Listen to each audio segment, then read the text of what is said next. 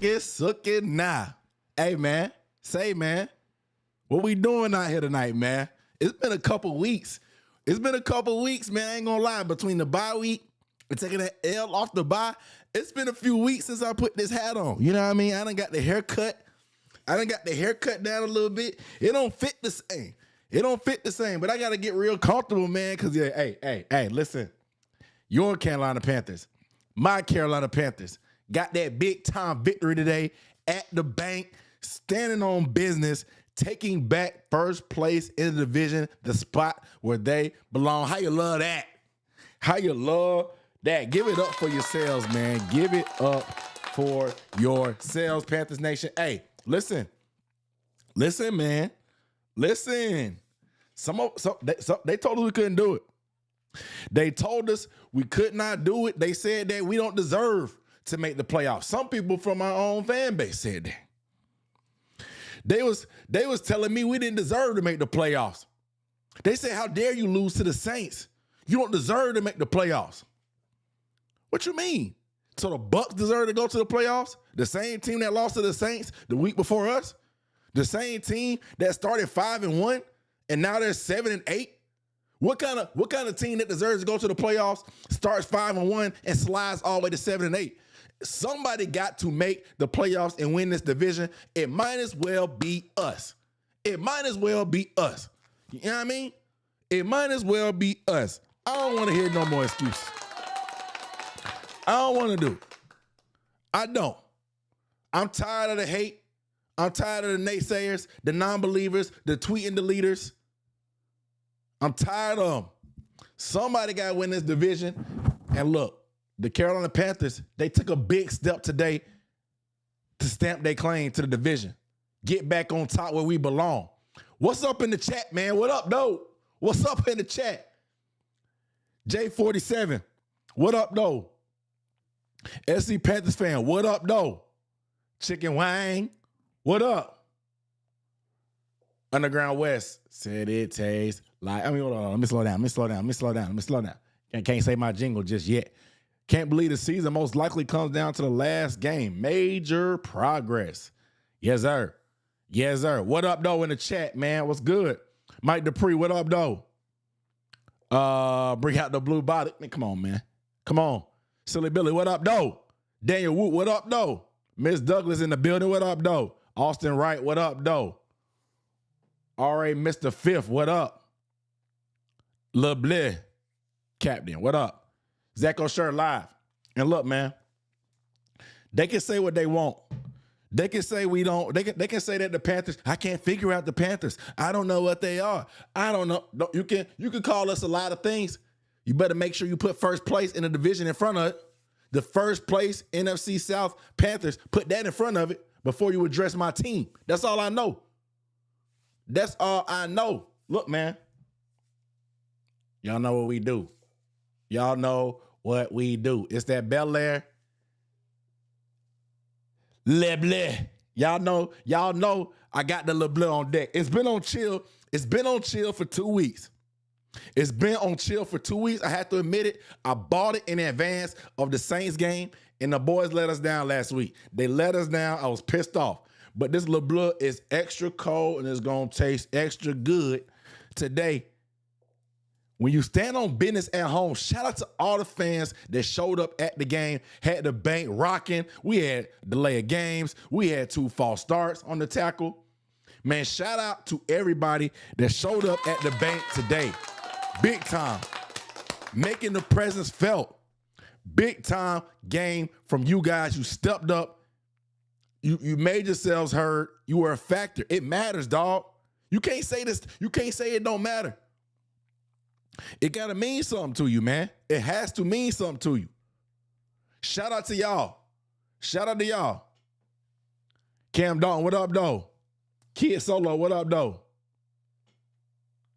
Christy, what up?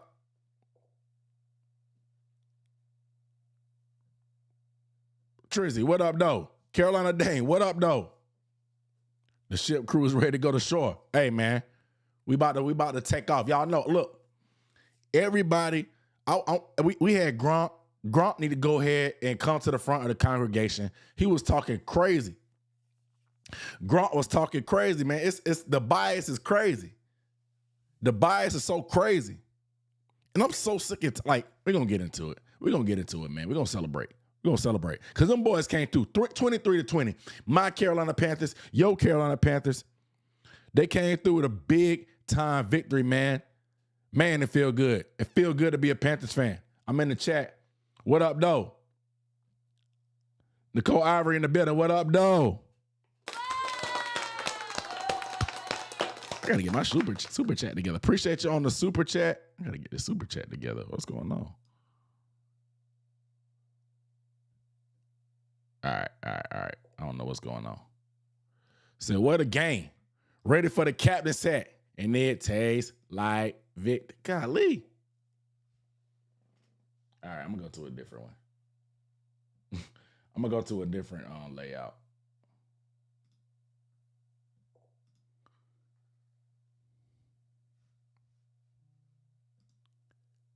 There you go. There go my layout. There go my layout. I don't know what was going on with the other one. I got some technical difficulties on that one. Back to the old reliable. Said it tastes like victory. Hey, man. Appreciate you on the support. You ready? I got the captain saying, I got to tighten this thing up. Like I said, I got a haircut now. It's not fitting the same. It ain't fitting the same. Shout out to my guy, Jarrell Mason, on the super chat. Said big win today, and now we are firmly in the driver's seat for the division. Let's build on today, protect the bank against Seattle next week. Man, look, it probably ain't gonna happen. But if the Dolphins beat the Bucs next week and we get this win over the Seahawks, it's gonna be a whole different level of post-game celebration for me on this channel. That's all I'm gonna say. Well, let's not skip no steps.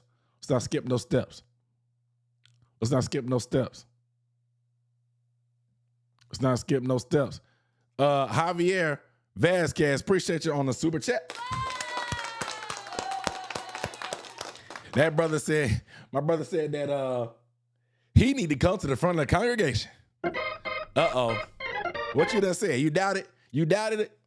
You doubted the Panthers? What you confessing? What are you confessing? Are you confessing? Are you trying to atone for your doubting the team, or doubting Bryce, or doubting what? What we coming to the front?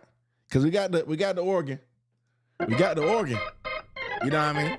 We can open up them church doors. They always open on Sundays. They always open on Sundays, man. Look, man. Look. Let's go ahead and get your, if you got you one of these. If I know a lot of y'all, I told y'all, if you get you one, send it to me on Twitter or Instagram or Facebook, TikTok, wherever you are. Tag me in your photo. You getting a little blur. Y'all know what time it is, man. Popping the bottle open. Look. This is for all the naysayers. Let a naysayer know. This is the let a naysayer know. You know what I mean? They told us that we losing to the Saints. It was preposterous. I'm not gonna lie. The lights was too bright last week. When we have expectations on this team, sometimes they let us down. But when you count this team out, they're gonna step up to the plate and make something big. They've done it all year.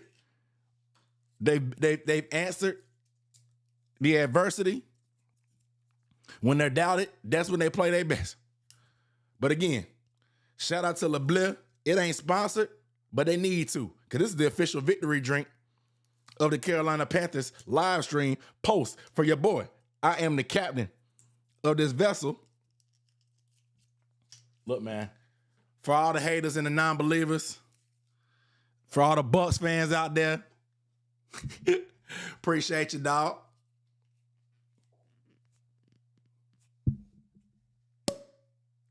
Hey, good, clean pop. No wasting, no nothing. No wasting, no nothing. Hey. Pour that little bubbly, that little blah. Ooh, oh, don't spill. What we say? Everybody put your glass in the air, man. Put your glass in there. Holla at you. If you got a glass of blue, if you got a cup, if you got water, whatever beverage, Say it with me. It tastes like victory. It tastes like victory. It tastes like victory. It tastes like victory. It tastes like.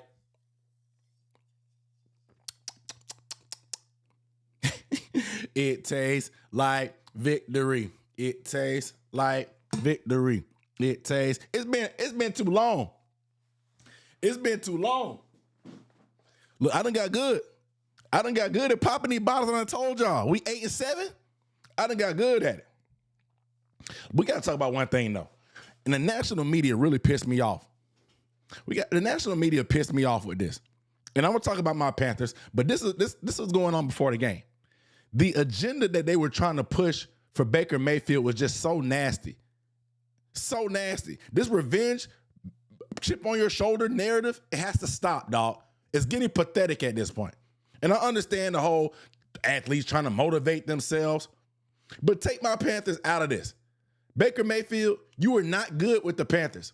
Yes, it was less than ideal circumstances.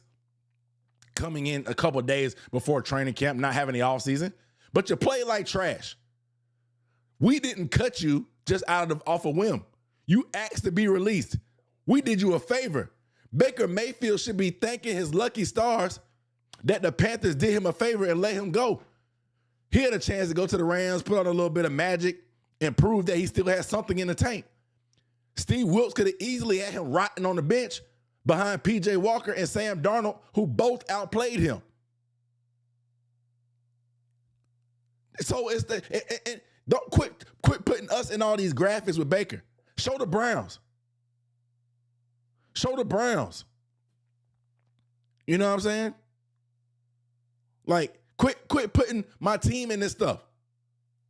Quit putting my team in this stuff. It's tired. The Baker Mayfield revenge thing is tired. And not to mention, everybody looking at, Baker Mayfield is 4-0 versus the Panthers. Look at the record when he was at home. Look at the numbers when Baker Mayfield plays at home. And I'm going to read them off to you. I'm going to read off the numbers with Baker at home. 3 games at Bank of America Stadium in Baker's career. 172 passing yards per game, 2 touchdowns, 3 interceptions, sacked 9 times. A 73.4 passer rating.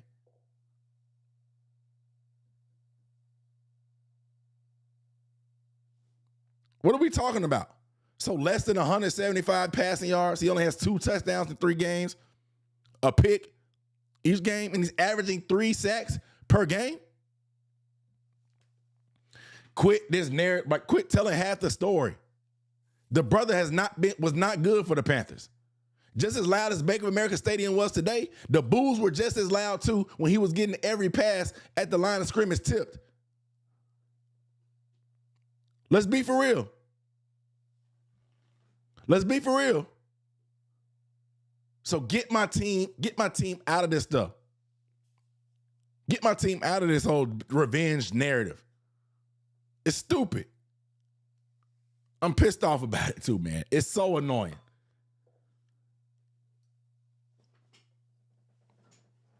So annoying.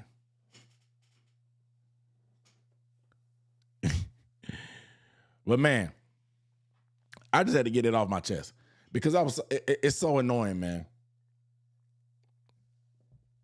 But let's talk about our team right now. 23-20. Let's start with the offense because I thought the opening script was nice. Mixing it up. You got Jimmy Horn involved, putting T-Mac in the slot, getting the explosive play there. I thought the run game was gashing them early on. Rico easily should have scored. I don't know why he tripped over his own feet. Well, we ended up settling for 3. I thought the opening script was great. And then we hit that wall. Hit that wall. Then third drive, you get a drop by Xavier Legette. Then you got the lack of awareness on the sideline, not getting 2 feet in. Hey man, it might be time. It might be time to strike up the Cam Newton edit for Xavier Legette. Folks ain't gonna keep being patient with you, man. The dude that took the Carolinas by storm, showing up to the opening press conference saying, "I love raccoon." That's cool. But we give that grace to young players. My guy, you're supposed to be our number 2. But you playing like doo-doo. What can I say? I bet you better do your job, bro. Cause look, man, you done already got lapped by Jalen Coker. It's not even a discussion anymore. And I know you don't get all the opportunities that you probably should, but when the ball comes your way and we count on you to make plays and they're potential explosives, you have to be able to make it happen. I love horses. Like, bro, it's start. And he's my guy, bro. And I can't even defend it no more. It's tough. Because, like, man, we're just in these games where every play is crucial. You know, we're in like that playoff type of atmosphere every game where we don't have a big margin for error. And so when opportunities are there and we miss them, bro, it hurts. It's certain stuff with our offense just seems so difficult. But like fighting the ball and it hits you in the hands. Not extending for the pass on the sideline. Not even trying to drag your second foot. Just lack of awareness, bro. It's like, come on, man. Come on. And like, we rooting for you, bro. Like, you get a lot of flack. I can't even lie. But I feel like most people want you to be that guy. We thought that drafting T-Mac was going to take some pressure off of you. But man, it's tough. Somebody in the chat said he blocks and runs clear outs. And the blocking, he's probably, him and Coker, he's probably our best blocker. On the outside, he does have some nice blocks. And he's the fastest receiver we have outside of, he probably maybe faster than Jimmy long speed-wise. But he runs those good clear out routes to open up it underneath. But folks ain't going to keep being patient with you. I love horses. I love raccoons. I bet you better catch that ball. I bet you better catch that ball. Hey, man. We get that grace to young players. We get that grace to young players, dog. So you'd rather see David Moore than Leggett. Hey, look, when David Moore get healthy and active, it may be about that time. It may be about that time. Yeah, he did make up for it with the catch and getting that first down. He made up for the drop.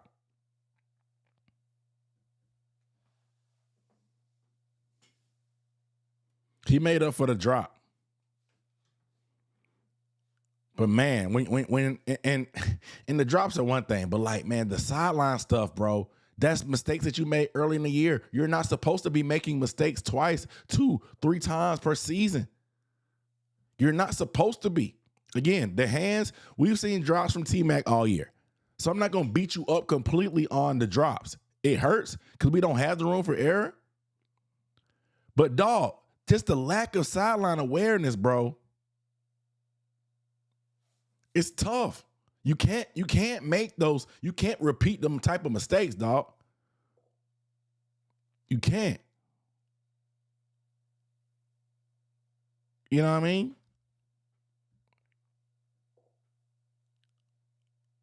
It's tough. And we need him, bro. He's a deep threat.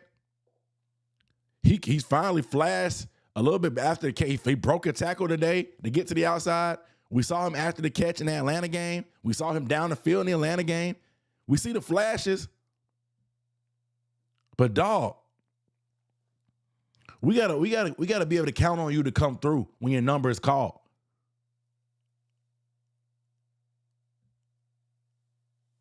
That's all I'm saying. That's all I'm saying. But I thought that the offense is it today, like it was the opening script was good. It's just like we and it's this constant push-pull of trying to find that balance. And I love the balance. But the run game, after that first drive, the run game wasn't great. And we got to tell the truth, man. We got to tell the truth. Whether it's injury, fatigue, or he's just being figured out or keyed on, Rico Dowdle has not been a factor for weeks now. We got to get Rico back on track. We got to get Chuba back on track too. Or get him more touches. Like it's we're just not seeing the production. Another game below 4 yards per carry for Rico Dowdle. 9 carries, 29 yards for Rico Dowdle. And one of his runs was 13 yards. So the 8 other carries went for 16 yards. He averaged 2 yards per carry on those other carries outside of his 1 13-yarder. And yes, he got to 1,000 yards today. But man, we need balance. We need balance.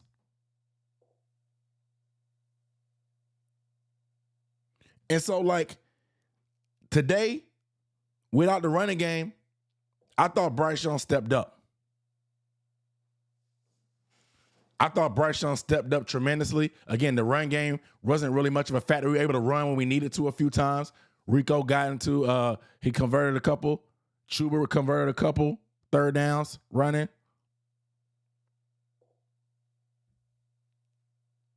But it's tough. Again, you have opportunities where you trip over your own feet to get into the end zone on the opening drive. And then on the game-winning potential drive for a touchdown, you have a nickelback, Tyke Smith, in the hole one-on-one. And you can't break that tackle? Come on, man. Like, I need my backs to definitely be able to make them one-on-one tackles. I mean, when guys miss when it's a DB.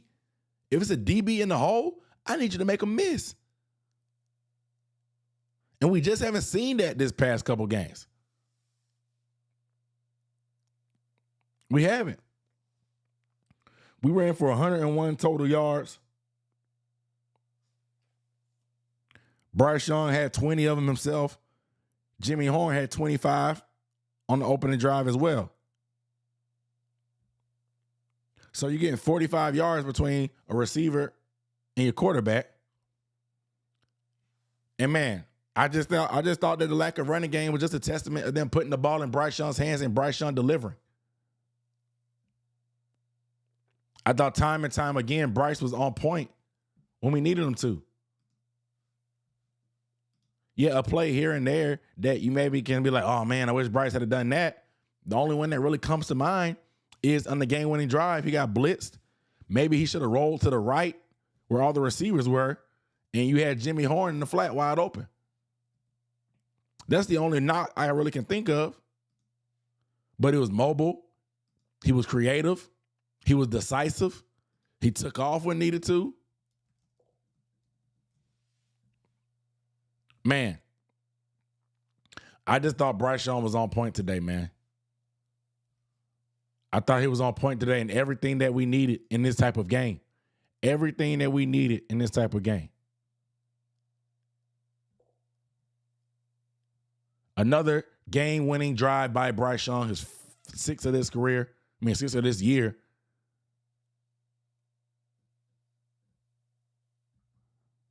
Man, I'm looking at the numbers now.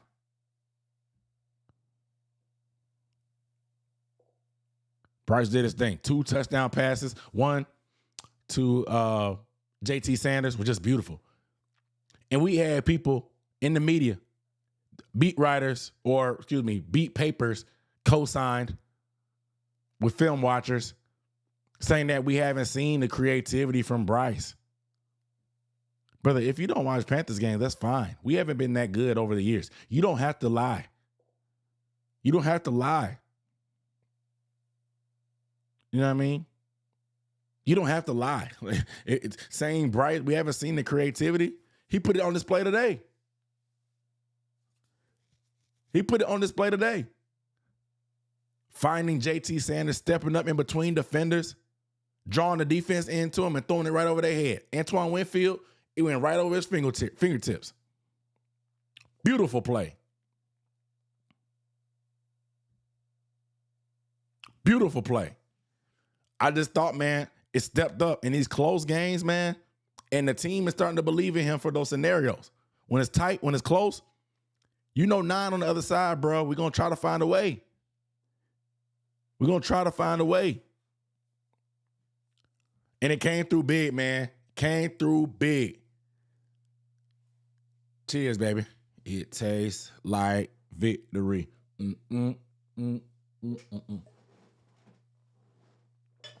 I gotta re-up.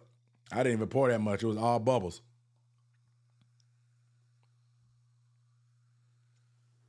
Last one was all bubbles.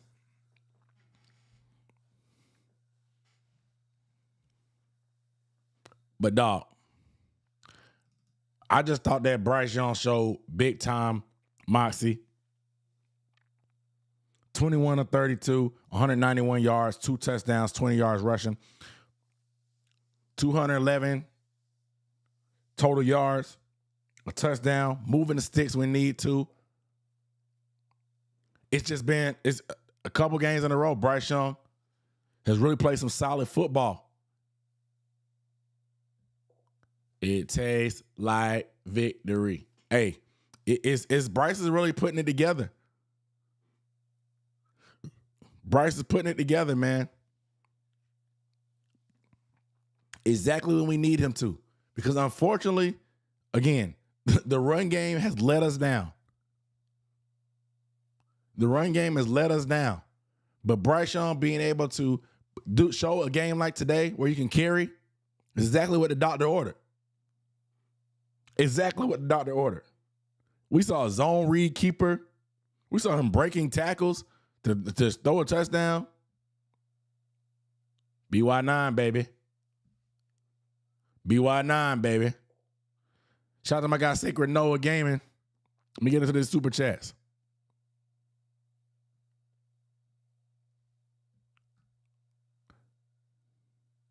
Shout out to Bo Sox on the super chat. Said, what up, though, Dunk? First place, feeling nice. Most wins since 2017. We on the come up. Hey. Tell them to stay on that side. When everybody try to say, oh, I don't believe in the Bucs no more. I saw Ryan Clark, I just need to let the Tampa Bay Bucs go and come on over and start believing in the Panthers. Stay on that side, man.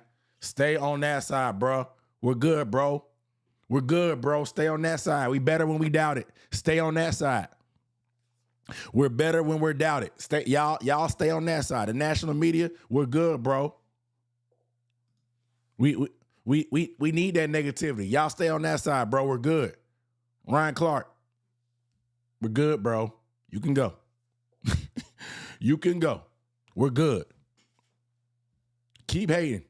We keep fueling the Carolina Panthers. They need to have something to prove. They need the doubt. They need it. Keep doing it. Keep doing it. I'm good on the people actually believing in us. I like the us against the world mentality. I like them hearing the outside noise, and them using that to fuel them. I need that. Keep it coming. Keep that same energy and stay on that side. We good.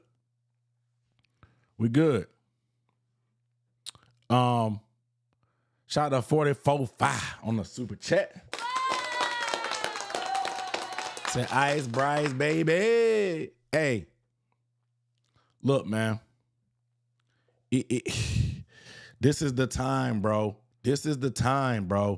for him to elevate his game, to really put the team on his back and lead us to victory.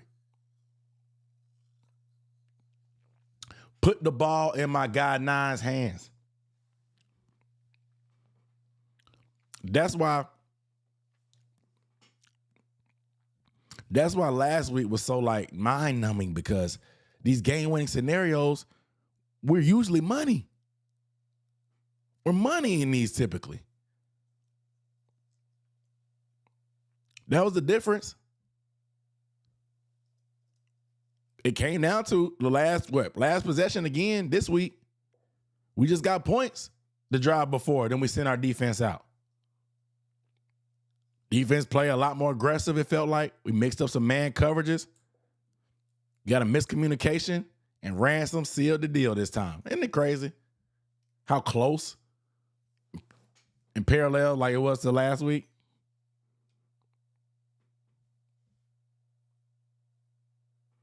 Last week was 20-17. This week was 23-20. Crazy. Shout out to Matty 0507 on the super chat. Say, what up, though? I know you're probably going to talk about it, but man, these refs, at least be consistent. That PI call on Horn and not the one on T-Mac was ludicrous. That's all we're trying to say, bro. And I try not to fall into this trap. Appreciate you, Matt. I try not to fall into this trap of blaming the refs for everything. Because if you look at the end of the scoreboard, we got more flags in our favor than theirs. Obviously, when it comes to false starts, because of crowd noise, there's two of them there. You can't ignore those. But like, some of the calls were just like, what do you mean you had to call New York on a field goal to get illegal contact to the head and neck area of a long snapper when all my guy was trying to do was jump and block the kick beside him? He just happened to have a hip bump into the snapper's head. You gave them 15 yards for that.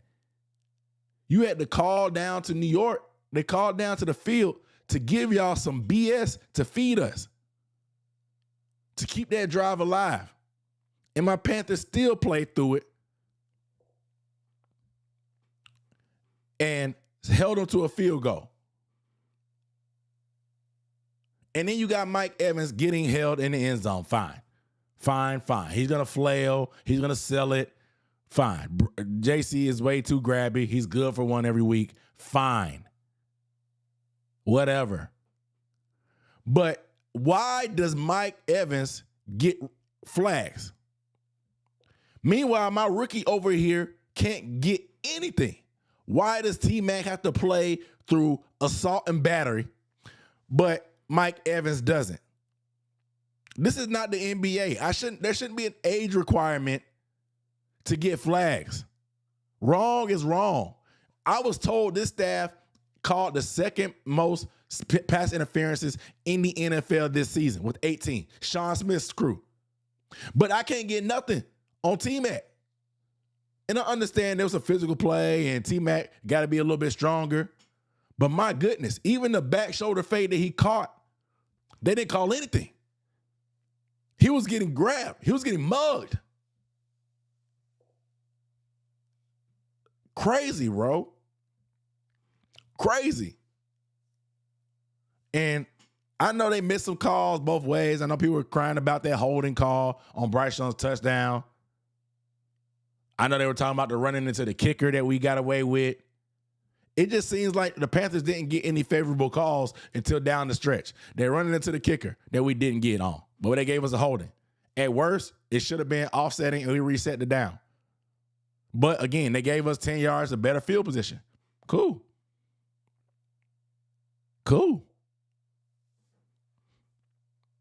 And then, of course, the false starts down the stretch. Like, it seemed like we got the calls down the stretch when we needed them. And after the past week of what we went through last week and what the Bucs had to do, it feels fishy. Everything feels fishy. It feels like the NFL was trying to stretch out this NFC South thing until week 18. That's what it feels like. It feels like they're trying to stretch it out till then for the dramatics. That's what it just. That's me taking my captain's hat off and putting the tinfoil hat on. That's me. I tighten this thing up a little bit. Like I said, I got a haircut now. I ain't had a haircut. I ain't had my hair this low since the beginning of the year. Shout out to the chat, man. Shout out to everybody in the chat. Say league is rigged, plain and simple.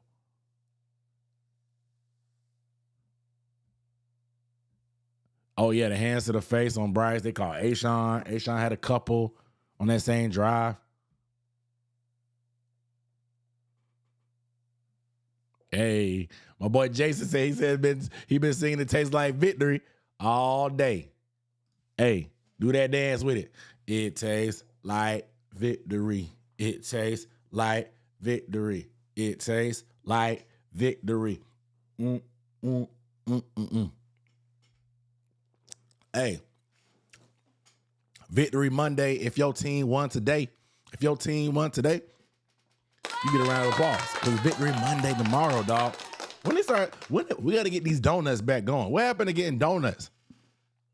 And I'm not in the Carolinas currently. But once upon a time, we used to get donuts on Victory Monday. What happened to Krispy Kreme? The pandemic, it got to them too. Inflation got to them too. Inflation, another thing that inflation has ruined.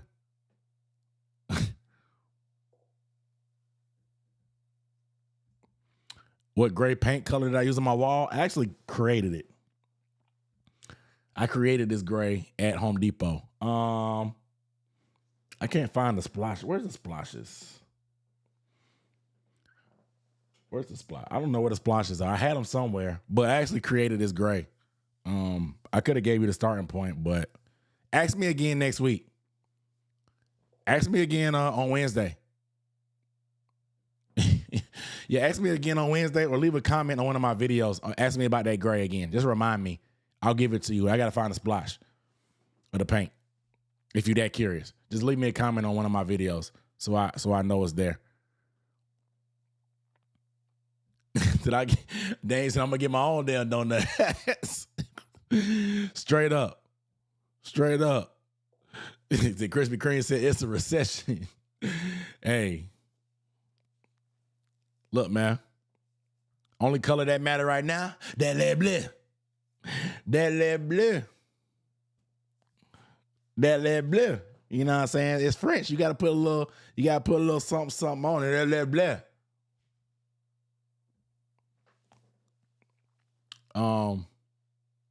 Bro, yes, somebody said it. It's the vibes were immaculate at the bank today, man. Shout out to everybody that showed up. The jerseys, the all black jerseys. I know a lot of people were surprised that we actually got to wear them 4 times this year, the black helmets. We went all black, everything, man. I love that jersey. I love that jersey combo. It's just so clean. It's so clean, dog. And the end zones being black with the old script. We had the blue eyes in the end zone, the old school logo in the middle. Man, they gave y'all black towels. Petey Pablo was at the pregame tailgate. No way we were losing today, dog. No way we were losing today, man. Shout out to everybody that showed up at the bank, dog. It matters, bro. It matters. It matters, dog.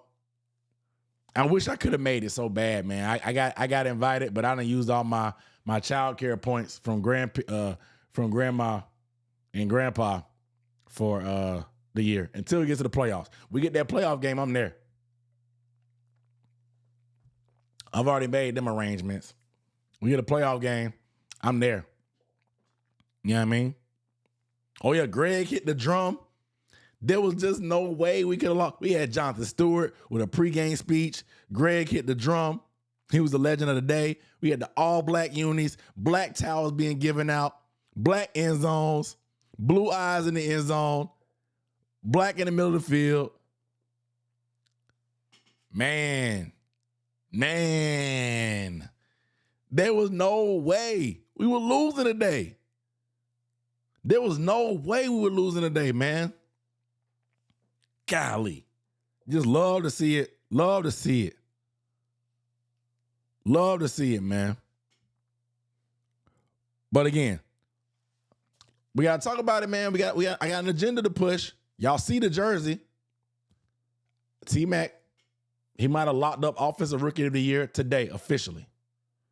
T-Mac versus Emeka Egbuka. Taylor McMillan, 10 targets, 6 catches, 73 yards, and a touchdown. Emeka Egbuka, 2 targets, 1 reception, 40 yards. And that didn't come until the end of the game. Just a complete non-factor for the most part. You put these guys on the same field finally, and you can see who's going to stand tall. And T-Mac wasn't perfect today. He got beat up a few times with the physicality. But it was clear and obvious who is the Offensive Rookie of the Year. And I don't want, they even try to push a little Travion Henderson agenda this past week since he went crazy last week. He didn't even finish the game tonight. He's been ruled out. I just saw it. Taylor McMillan is on his way to the 1,000-yard receiving year. He has 924 yards currently. He only needs 76 to cross that 1,000. He's also very close to Kelvin Benjamin's rookie receiving record for yards. Touchdowns, he got some work to do. KB, he had double-digit touchdowns. He had double-digit touchdowns.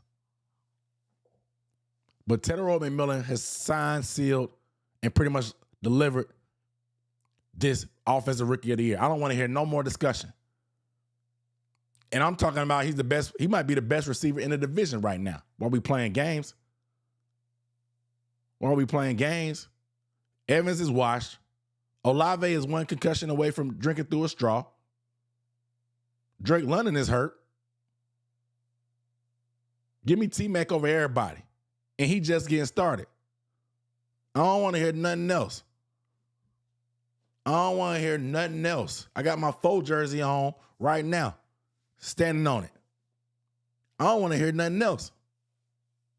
A guy that stepped in and been the number 1 wide receiver in the offense since day one. It's been obvious. They weren't shy about telling the world that he was the guy. He's had his ups. He had his downs. He's dropped some passes. We've had inconsistency throwing the football in our passing game. But he's still easily staring down a 1,000-yard rookie year. Give that man the trophy. I want to see that man at the NFL honors getting this trophy. I don't want him to be there because I want us getting ready for the Super Bowl, but give that man his trophy. Shout out to T-Mac. Y'all make sure y'all give the video a thumbs up if you have not. We rocking, we rolling, talking about this game. The Carolina Panthers got a big-time victory, 23-20, over the Tampa Bay Bucs, sitting at top of the division by themselves.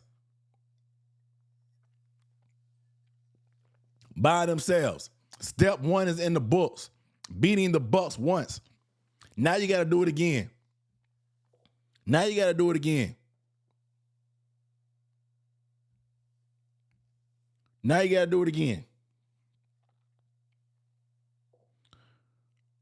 But again, I just thought that, man, that the clutch factor from the final drive, just to put the bow on the offense. The clutch factor, man, going to Jalen Coker down the sideline on 3rd and 4. Like, the connection between Coker and Bryce Young these past few weeks has been nuts. I'm telling y'all, I'm at the point that if Coker never went on IR to start the year for them couple of games, we're in a completely different position. We easily beat the Cardinals, in my opinion. That game-winning drive, we're going and taking care of business after that onside kick. We had one pretty decent receiver, which was T-Mac, against the Patriots, and they were bracketing him like Megatron. Maybe that opens up things. We got inside the 40 4 different times and got only 6 points out of it. That's a whole potential different ball game. I know it got away from us. That's a whole different ball game. In Jacksonville, we saw Hunter Renfrow stepping in, dropped a potential big play down the sideline. Coker is coming up with all those.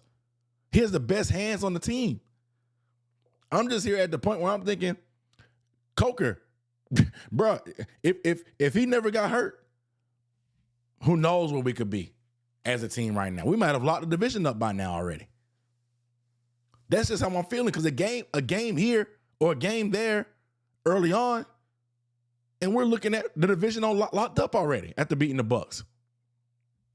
So it's just what the tear he's been on, man, since he's been back and finally gotten involved has been amazing. Amazing, amazing, amazing. Taking advantage of the coverage being tilted towards T-Mac. This is why Dave Canales was saying, like, hey, we want to start and end our offense with T-Mac. We want to give him the ball as many ways as possible. We want the team and opponents to know that, look, we're getting T-Mac the ball. That's when you end up getting Jalen Coker one-on-one with these cornerback twos, even cornerback threes at times, and he can feast. He can feast. Excuse me. Get some water.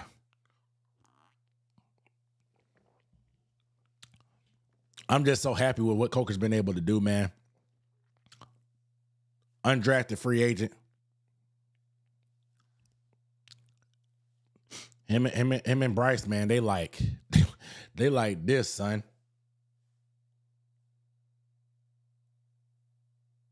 He's like this. You said Coker disappears. When Coker gets the ball thrown his way, Coker just don't get the ball thrown his way, bro. That's the thing. Bryce has been up and down. If you've been watching After Further Review on Wednesdays, you've been seeing, I've been showing y'all that Coker has been open.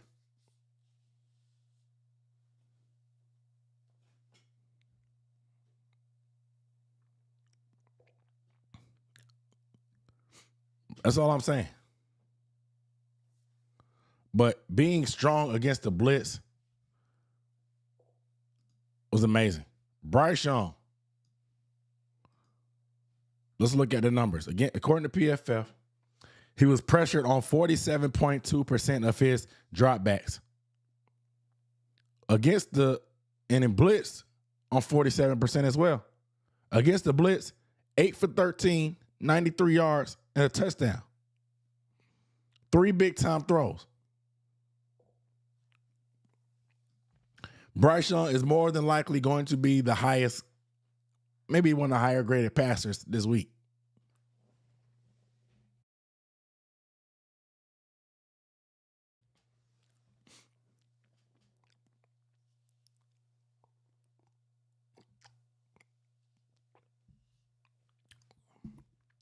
It's good work today. All right, man. It ain't pretty, but let's talk about his defense. Let's talk about his defense, man. Let's talk about his defense. Look, it ain't always pretty. It ain't always fun. It ain't always enjoyable. But somehow, some way, the Carolina Panthers, they be keeping teams to that 20-point mark, bro. If the Panthers can score over 20 many times, they've been holding a lot of teams to 20 points. Our defense. 20 is just a magic number.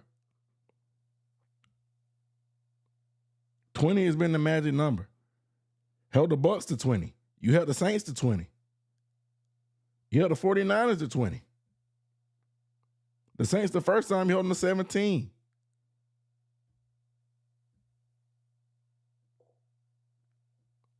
Like, if the Panthers offense can score 24 to 28 points a game, we're fine.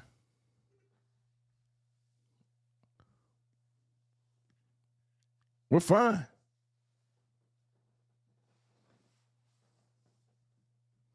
What do we need the most on defense? We need a pass rush. We need a pass rush. Like consistent pass rush. Guys have all day to throw. We can run all the complicated coverages and mix stuff up, but like until you have a pass rush, nobody can guard anybody for that long. If you were to give J.C. Horn the pass rush that people compare him to Pat Surtain all the time, but like the pass rushes they have are not even comparable. When you have a pass rush you can count on to get the ball out quick, like you can do so many different things. So many different things. But we just don't have it, and it's always going to limit the ceiling of this defense. And I understand people want linebacker super bad because we've been spoiled by quality linebacker play in our franchise history. But, dog, we need a pass rush in the worst way. We need a pass rush in the worst way. We only had 10 total pressures today. Only 10 total pressures, according to PFF. Scoring had 2. Derrick Brown had 2. Ashawn had 2. After that, single digits. Single digits.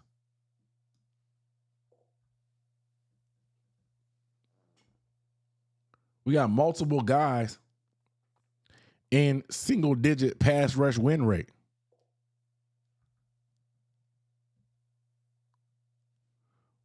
We have multiple guys with single-digit. Like it's not sustainable, man. It's not sustainable. We have to be able to get a pass rush. What am I sipping on? I'm sipping on that Le Bleu. I'm sipping on Bel Air. I'm sipping on Bel Air.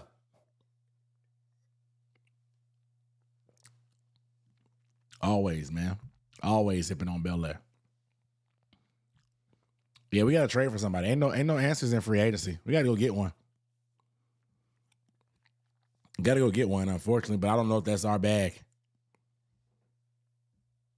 I don't know if that's in our bag. I don't know if that's our bag to go make an aggressive move like that, to be honest. But again, the defense, man, look, I said it on Twitter. They got to figure out a way to get negative plays, man. They have to figure out a way to get negative plays on early downs. When we get into predictable pass scenarios against teams like the Bucs, when we can actually mix up the blitz, mix up coverage with it, like we can do some things. Dog, J.C. Horn came on a cornerback blitz. He didn't get the sack, but he forced the pressure up to Derrick Brown to get the sack. Rose Boom looked like a bat out of hell on that little wraparound blitz.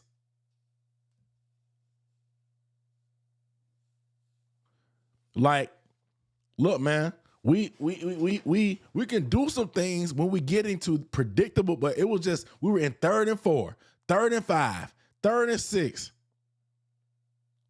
And so they just run a little easy out routes. Sean Smith-Wade got beat by Godwin on an out route so easy. 5 yards here, 5 yards there. It was just a hitch there, dump off underneath, throw the check down underneath to Rachaad White on 3rd and medium, like 3rd and short. Like it's pass scenarios, but like 3rd and, like we're gonna give up those consistently because we play so far off. If it's 3rd and 5, chalk it up. Chalk it up. We're just not confident in our guys enough and our pass rush enough to play man. You can't. We would play more man coverage, but we don't have no pass rush. You can't play man coverage without a pass rush. And you can play man coverage if you want to blitz, but our blitzes aren't even that good a lot of times. They were successful today.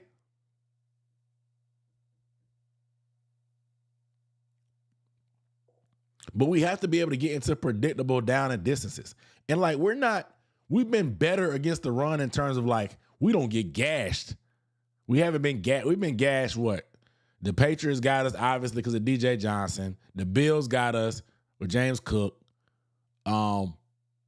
But like we just haven't been destroyed and gashed by the run overall this year.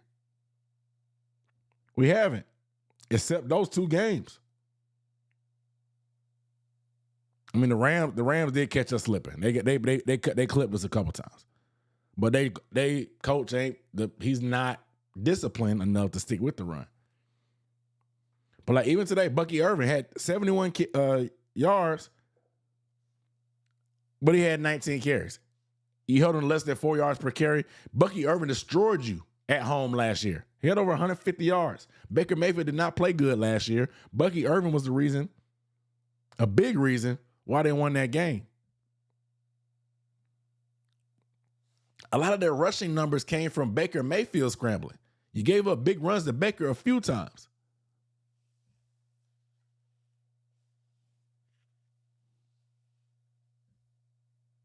You know? And so you do good against the run, not giving up the explosive runs, which is fine. That's what you need to do. But we got to figure out a way to get negative plays. That way we can get in those predictable down and distances so we can crank up the blitz comfortably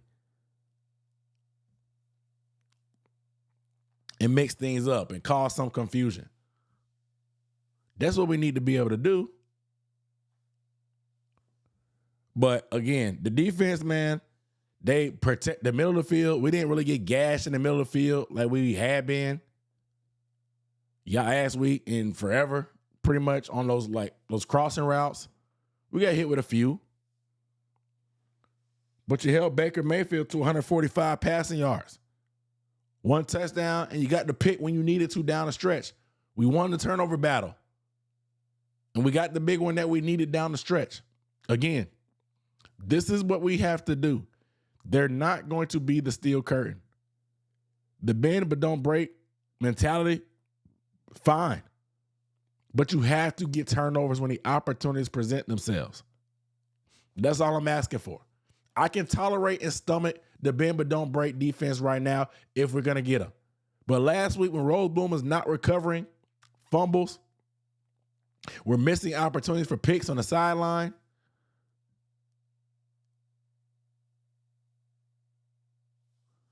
That's the difference.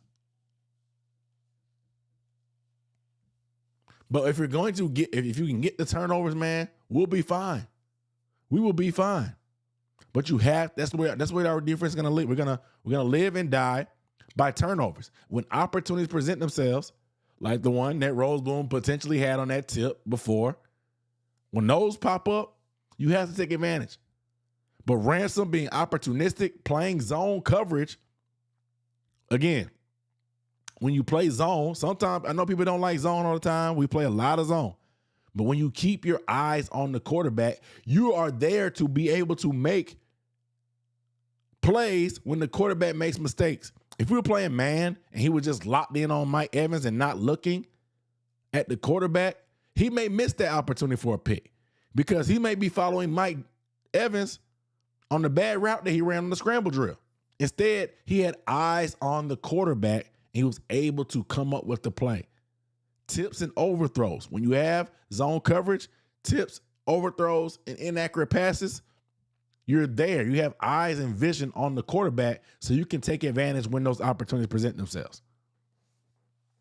And that was a textbook example by Lathan Ransom. Shout out to Lathan Ransom for being able to have a chance.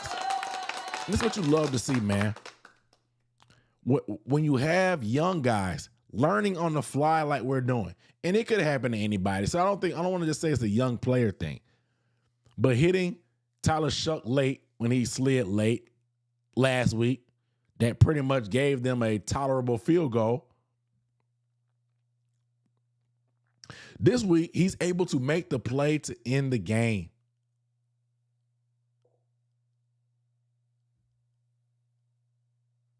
We love redemption. We love rookies learning. We love rookies growing and making progress, playing through it. How often do we have rookies for the Panthers that play through this stuff? I'm going to say it right now. This draft class by Dan Morgan has been the heart and soul of this team for the most part this year. T-Mac has completely opened up things for our offense. Bryce Young has his wide receiver one that he needed. Nick Scourton has been starting for the majority of the year. He's close to being able to lead the team in sacks as a rookie. Nobody has done that since Julius Peppers.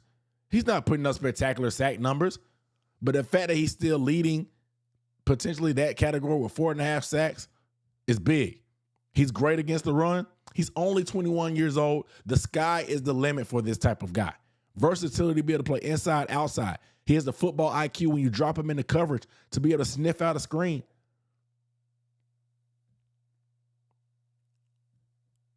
Lathan Ransom coming in during dime packages, being able to play safety, being that hard hitter, the enforcer, coming up with a big time sack against the Rams.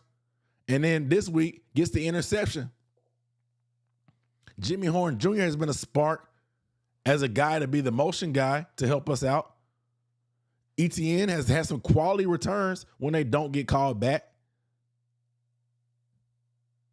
This draft class has been big for us. Shout out to Dan Morgan. So I use Dan in NFL Street too. Look, man. Shout out to Dan Morgan, bro. Shout out to Brant Tillis. Shout out to the coaching staff, because it's about development as well. It's not just about getting the right players. You have to put them in the system, for one, or for two, and then you have to develop them. But you also have to give them an opportunity to grow. It seems like so many different times we don't give the young guys the opportunity to play. But this year has been a different case. The young guys are playing. And the reason why we're so roller coaster up and down is because we're playing so many young guys. They're learning as we go. Whether it's T-Mac drops, whether it's Scourton struggling against the run against the Patriots at times, maybe even hitting the rookie wall the past few weeks until today. You know what I mean? Ransom with the flag last week, but ended up getting the pick. It's up and down play because we're so young. There's going to be those type of mistakes. We're a young team overall. But these moments that we've been battle tested, man.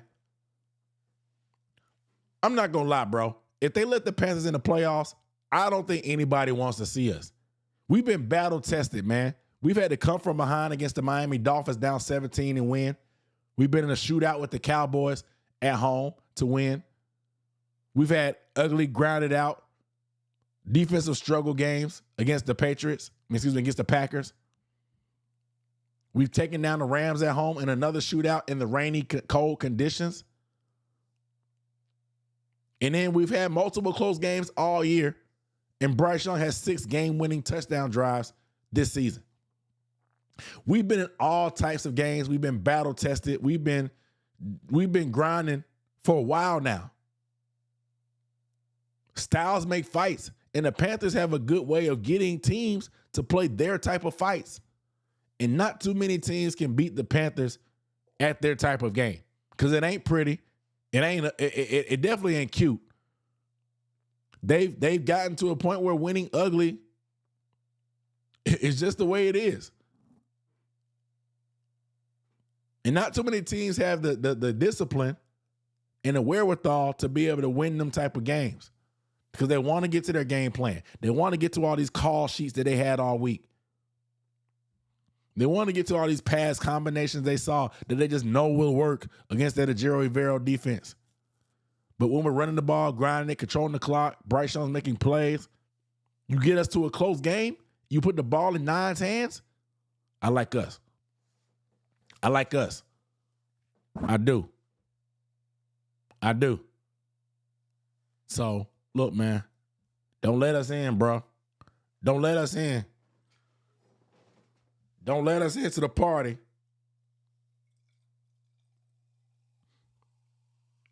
Don't let us into the party. You know what I mean?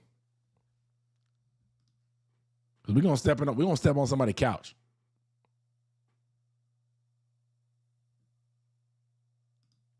Shout out to Javier Vasquez on the Super Chat. So I go to the game at least 3 times a year since '06. I gave up on the team on the Buffalo game. But regardless of anything, keep pounding. Hey, he said he needed to come to the front of the congregation. We are. This is a platform of forgiveness. This is a platform of forgiveness, man.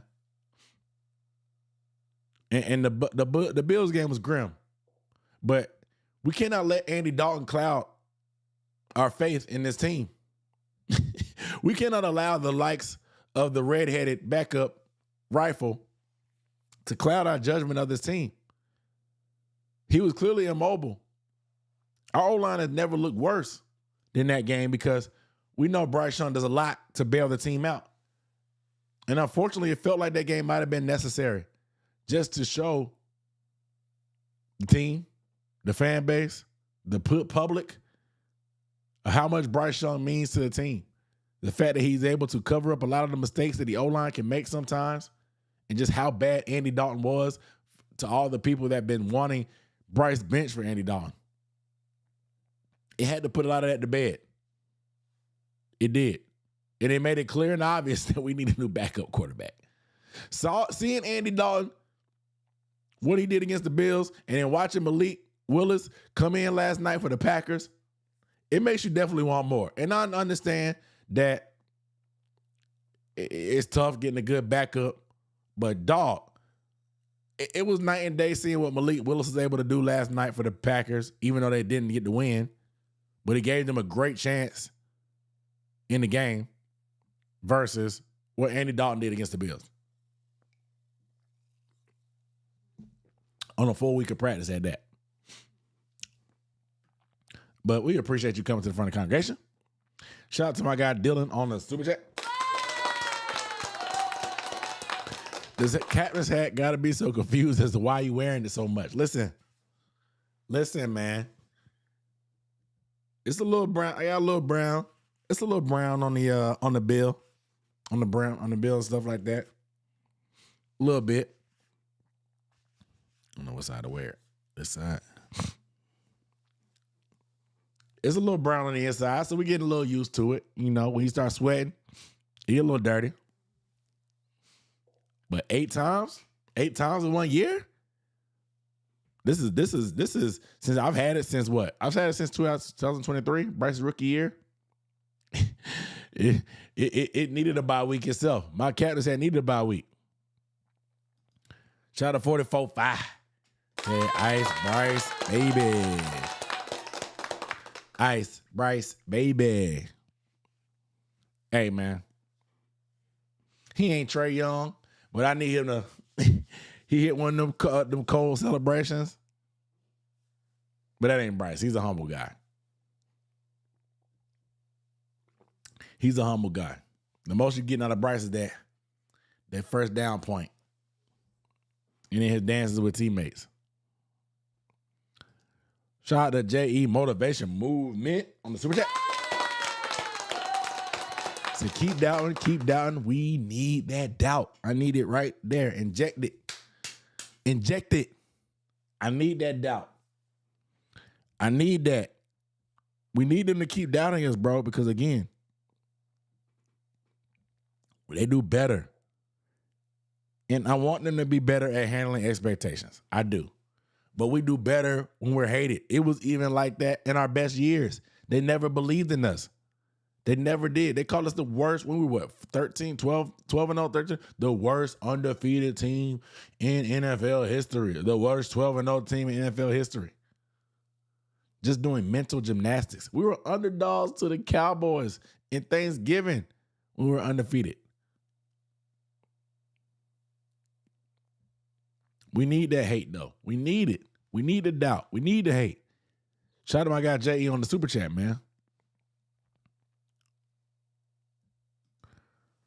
Shout out to Regine, that dude, on the Super Chat. It tastes like victory. It tastes like victory. It tastes like victory. It tastes like victory. Hey, shout out to him on the LeBlanc. Tossed it up. Boom. Well, look at them bubbles. I didn't know that bubbles gonna get picked up. That's clear. That's clear.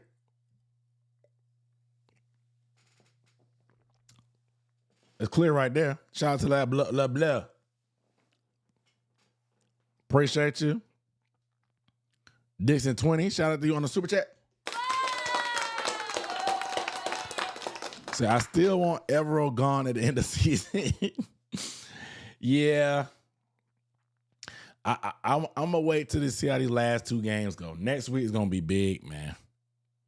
We'll see. Because, like, the thing is, man, we have tape of similar systems going against the Seahawks. That's the thing. When we have tape of our opponent going against that Fangio style of system, we do a little bit better, it feels like. And we don't just, like, shut them out or do anything crazy, but, like, it feels like when we have somebody with a similar system, see what they did, we'll try to troubleshoot. We'll try to do some of the same things. We have a little bit more success. All that being said, Ejiro Evero's contract is in the last year of it. He's one of the higher paid assistants in the league currently. Will the Panthers pay a high price to bring him back? I don't know. Would I mind bringing him back and getting him a great pass rush? Probably not. I wouldn't mind it. But it's probably best overall for both sides to part ways. It probably is. Ejiro needs to go somewhere else where they have better personnel, and we just need a fresh voice probably. Do I think we go back to the 4-3? No. I think too many good teams run the 3-4, the hybrid fronts, the multiple defensive style, whatever, that will stick with it. Ejiro's system, that's all we hear about from Dave Canales. Dave Canales loves Ejiro's system. I love the system. I love the system. So I don't see us changing from the system and the philosophy, but it may be time for a new guy to be in charge calling the shots. That's just my thoughts on it. That's just my thoughts. But we're going to see. A lot of football left to be played. But I can understand why people want him gone. I've been defending him all year. Last week was tough. Last week was tough to defend. I'm not going to lie to you, buddy. Not going to lie to you, bucko. Shout out to my guy, Jordan Hatcher. On the Super Chat. Said, why are you ranking this rookie draft class so far amongst past draft class? Better than 04. Better than 04. 04, man. 04 is tough because you got XL, Brooks, you got Trevor Wallace. Who's our 4th rounder? You got Shaw Smith-Wade as the 5th rounder. You got JT Sanders as the 4th rounder, excuse me. Man, look, Coker is like he's carrying the 2024 class something serious. He might have back issues because Excel hasn't gotten to where we need him to yet. Brooks, I still believe, man. I still believe in Brooks. I do. But I can't even lie and say that he hasn't been a letdown because of the injuries, of course. I would not be surprised. I would never push anybody. When people say it's a wasted pick, I can never push anybody and disagree because he's been hurt. I still believe, but the smoke and slander is deserved as of right now. Trevin, I just think we need 2 starting caliber linebackers this year coming up. Round 4, JT Sanders, he scored today. We appreciate his services, but I don't know if the neck injury has thrown him off, but he's been underwhelming, even with the lost weight. Shaw Smith-Wade, he's just not cut out to play nickel. I think he's a lot more confident on the outside probably, but he's just too small for this style of defense.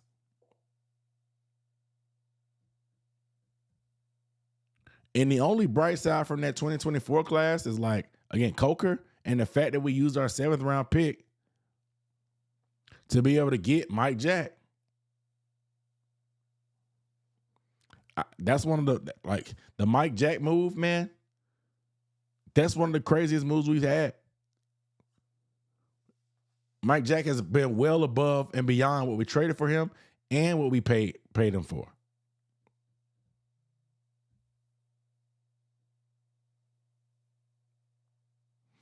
You know what I mean? So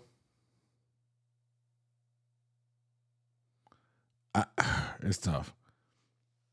Now, if you compare it to any class before that, you're getting dicey. You're getting dicey comparing it to any other class before that. And I know that may not be the answer that you wanted, but you're getting dicey after that. Because what, 2023, Bryce, Mingo, Mingo's out of here. Who else? Was Zavala in that class? Ugh. It's 2025 is where it's far and beyond better than anything we've had over the past 3 years at least. Probably even 5, maybe even 6 or 7. We just don't get this type of contributions at 1, but 2, let alone actually quality play and playmaking from the type of guys we have. Instant impact. You this is what the type of draft class you need. You can't spend your way out of poverty. And the Patriots have done a great job of doing it. I'm not going to lie. The Patriots, they're successful. They spent a boatload of money. This has been one of the first teams I've ever seen that's been able to spend their way out of poverty. But typically, that's not the way you can do it. And the Panthers definitely don't have $100 million in cap space. But the money that the Patriots spent, and they've been getting rid of draft picks, recent draft picks, cutting them, they've been able to do it. They're staring at a potential 11-3 season right now. They've been able to do it. But for the Panthers, no. You have to be able to draft your way out. Getting 2 to 3 starters and maybe 5 contributors out of every draft class is how you build the roster. You're getting 2 pretty much day one starters. T-Mac and Nick Gordon. Not day one, but what? 5, 6 games in. He's been starting since then. You get 2 bona fide guys that you know are going to be your guys moving forward. You get contributions from Princely. ETN is a guy that's a third down back. He's contributed for you as well. He's been a solid return guy, man. Not my first pick of running back, but he's been a solid return guy. Ransom clearly has contributed. He's played a lot. Jimmy has contributed in the rotation. Maybe he grows into somebody that can help on the return game a little bit more, but he's contributed as well. So this is what you need. You need 5 contributors. That's what you need. And I'm going to talk about a video. I'm saving it for the postseason. I have a very, very thorough breakdown. The Panther Banter podcast will be back.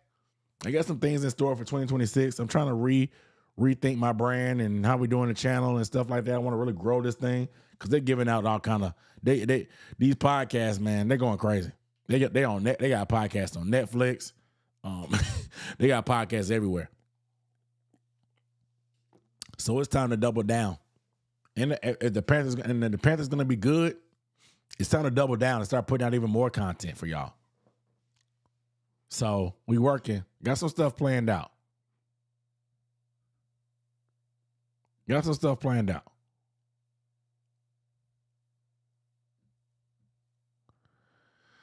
Shout out to my guy Chicken Wang on the Super Chat.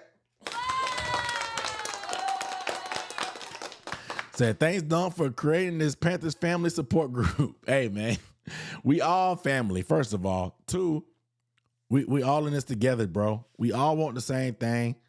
We want the Panthers to be good. This is the stuff that we want. We want to be able to be. Winter just started today. This is what we could have. It's all we wanted, man. This is all we wanted. Winter started today officially. And we're talking about the Carolina Panthers being first place in the NFC South.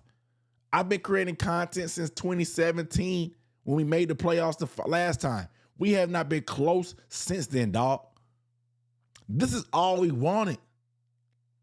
We wanted to be able to talk about our team, have a team that we're proud of, have a team that doesn't let us down at home in the gotta-have-it moments. This is all we've been wanting. And so, man, we are a family, man. I love y'all. Like, I love being able to talk about this every week through the ups and downs. Lord knows they put us through the ringer with our blood pressure. You know what I'm saying?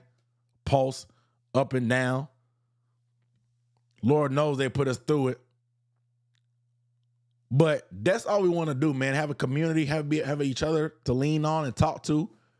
Whether we airing out grievances, firing off on each other, or we're coming to the congregation, apologizing to our fellow fans and team. That's what it's about. And it's just finally feels so good to have this. And I'm not trying to get sentimental. I'm not trying to be like big picture because I'm greedy. I'm not just saying like, oh, this is good enough for me. We're playing with house money. No, I'm greedy. Y'all talked about it. I said, if the Panthers don't make the playoffs, I'm going to be disappointed. I don't want anybody fired, but I'm going to be disappointed. The fact that we're this close, don't put something right here in front of me and dangle it in front of me and tell me I can't have it. Go get the division title. You hear? Handle your business. Handle your business. Finish your breakfast, dog. Finish your breakfast. We'll save the sentimental, big picture stuff for the banquet when we eating pizza and giving out medals and trophies and superlatives. I'm happy that we're playing relevant football in the first day of winter, but I need my team to go get that division title. I need them to go do it. I've been writing checks. Did I need my favorite team to cash? I need that. I need that. Come on. Shout out to my guy Fade NC on the Super Chat.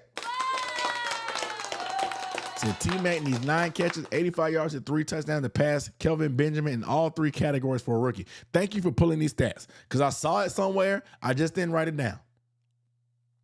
85 yards is doable. 9 catches is easy. 3 touchdowns and in 2 games, who knows? But the yards and the catches, that's easy.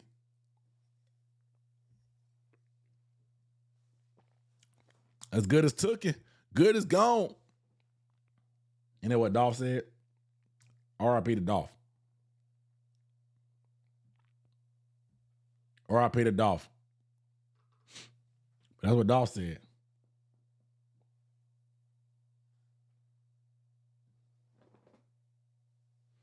Good as took it, good as gone. Shout out to FA on that pull. Great pull there.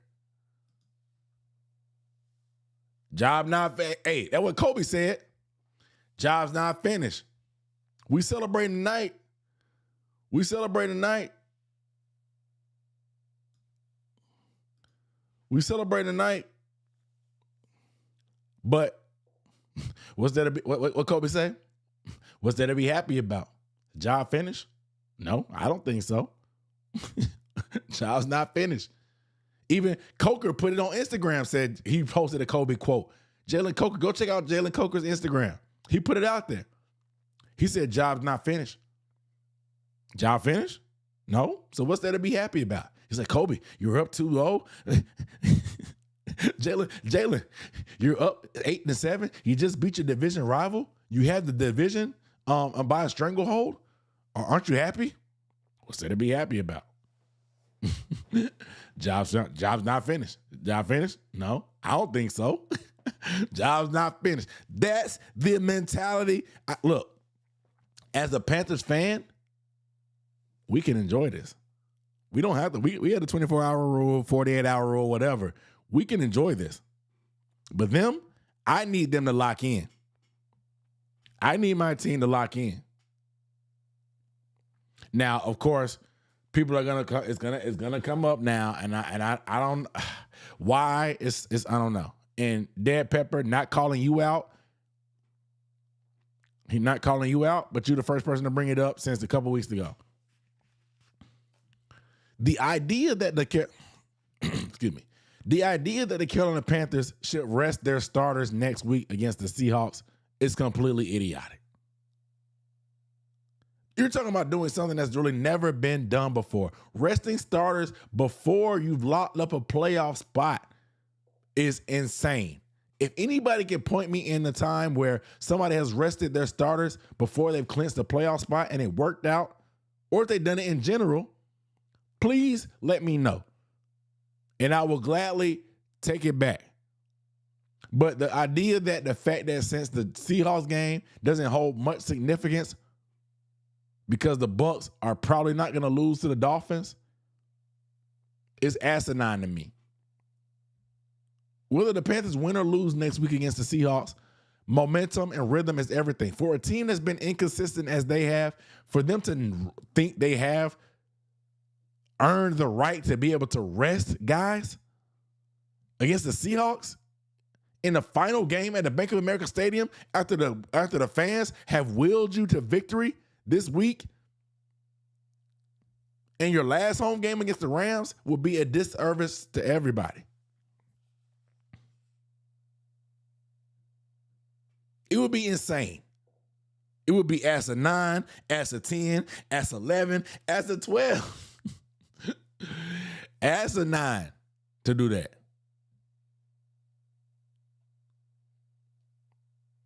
Because what if they do lose to the Dolphins? What if Quinn Ewers puts on a masterclass? What if Achane goes berserk? I know the Dolphins ain't look good today against the Bengals. But the Bucs have lost 4 in a row. They started 5-1. They are currently 7-8. Don't let them come out and struggle next week against the Dolphins, whether it's win or lose. You want to talk about momentum? It's everything.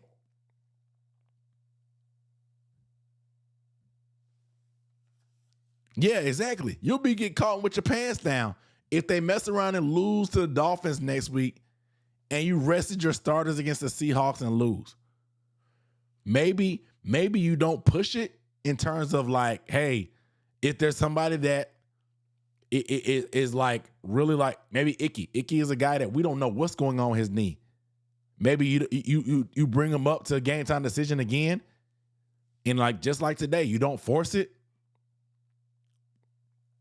But like we would be silly to rest starters.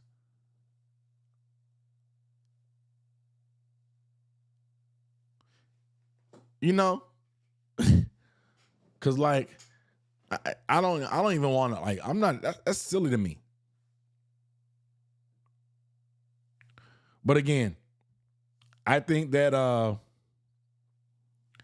Bucs today. Just back to the breaking down the game.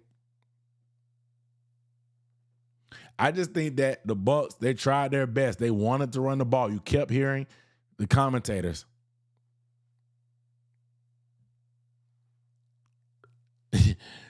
Imagine the commentators like the Bucs, they want to get to those 30 runs. They went uber conservative just to try to run the ball because they thought they had something they liked on us. And it kind of ended up being their undoing. Right? Kind of ended up being their undoing. They tried to force the run.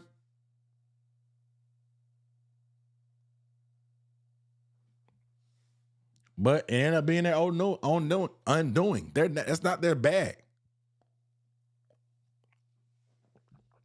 It's week 16 and you're trying to be something that you're not. You're not a running team, guys. You're not.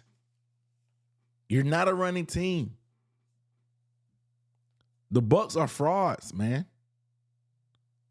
No matter how this season turns out, the Bucs are frauds. They started 5-1. They've since turned to 7-8. They're second in the division. They got walked down by the Panthers.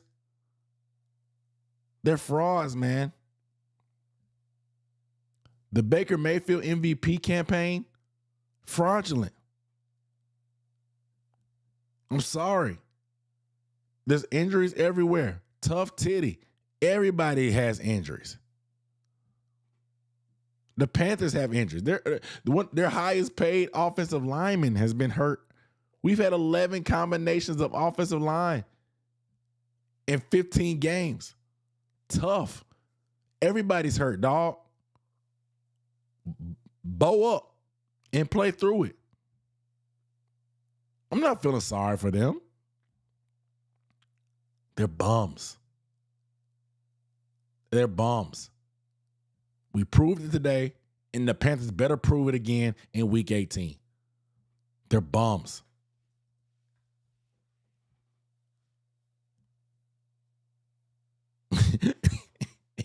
He said, okay, don't, my bad. Hey, man, look, them shots ain't had no names on the bullet, dog. It wasn't no names on the bullets. Respectfully, it wasn't no names on them bullets. I'm just talking because you ain't the only one, so don't feel bad.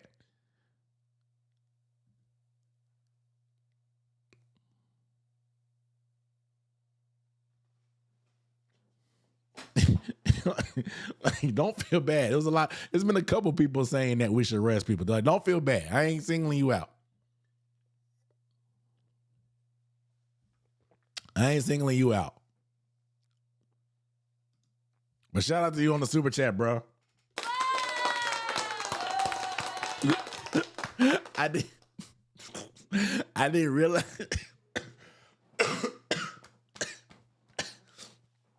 Hey, I didn't realize you had super chatted, bro. I didn't realize you had super chatted this. I ain't mean to go in on you. I wasn't singling you out, dog. I wasn't singling you out. Somebody had brought it up.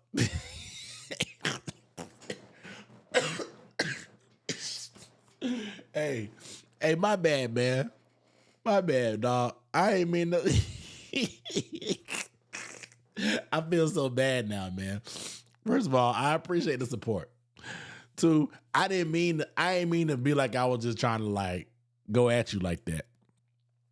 But I had to get, like when I'm doing these live streams, I try to get clips so I could post on like TikTok and Instagram and whatever. So like I saw somebody mention that, and we had been talking about it on Twitter for a couple weeks ago. Somebody mentioned it, a hypothetical, and I was just like, no. So I just had to get it off my chest, but I just didn't know that you had left a super chat about it. So it wasn't particularly at you. It was just talking about the sentiment in general. You just happened to, you caught a stray. I ain't gonna lie, bro. But I appreciate the super chat. I appreciate the super chat. But no, don't rest the starters, bro. We just haven't earned the right to do that, man. We're not consistent enough. We're not. And we're still trying to figure out who we are. And I don't care how good the Seahawks are on paper. Multiple number one seeds in the NFC have come in here, left with their feelings hurt. Well, two of them. But one. Well, two. We beat two of them. We went on the road one time. They came home. But we've left them with their feelings hurt. So like, look, why not rise to the occasion? Do you think Dave Canales is about to rest his starters in a Seattle Seahawks revenge game? Nah, bucko. Them starters playing, brother. Them starters are playing. They gonna play.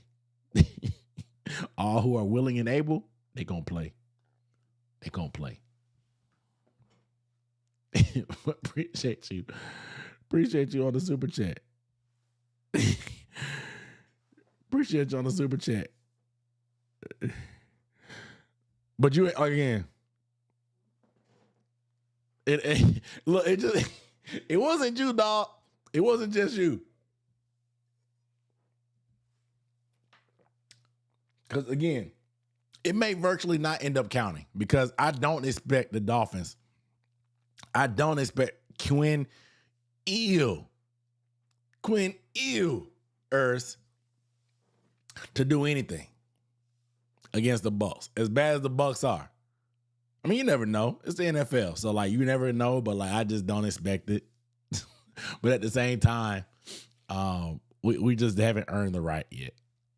We haven't.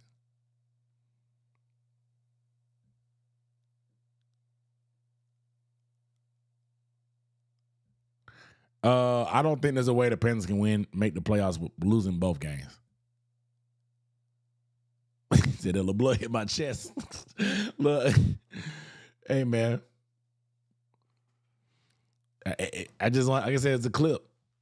I wanted the clip because, like I said, I've been hearing it for weeks, and like I said, it wasn't just you, Hall JW. I've been hearing it for weeks, so I wanted to make sure I had a clip to be able to put out on other platforms to be able to let people like, dude, this is just not the way to go. Because it's actually that time. People were talking about this weeks ago, right? They were talking about this weeks ago before the Saints game, before the Rams game. They were talking about it. So I felt like, I believe in Quinn Ewers. Sir, we stopped believing in Quinn Ewers last year, Bucko, during the college football playoff. We stopped believing in Quinn Ewers a while ago.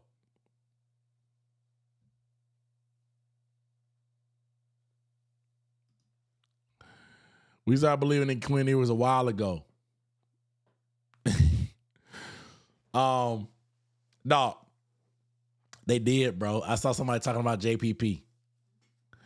The Bucs so desperate, they thought JPP with all 6 of his fingers was going to come back and make a difference, dog. They had him in the rotation for real. They had JPP out there in big 2025, fresh off of being a civilian, trying to get in there and make some plays on us. They desperate, dog. Even we not that desperate for a pass rush.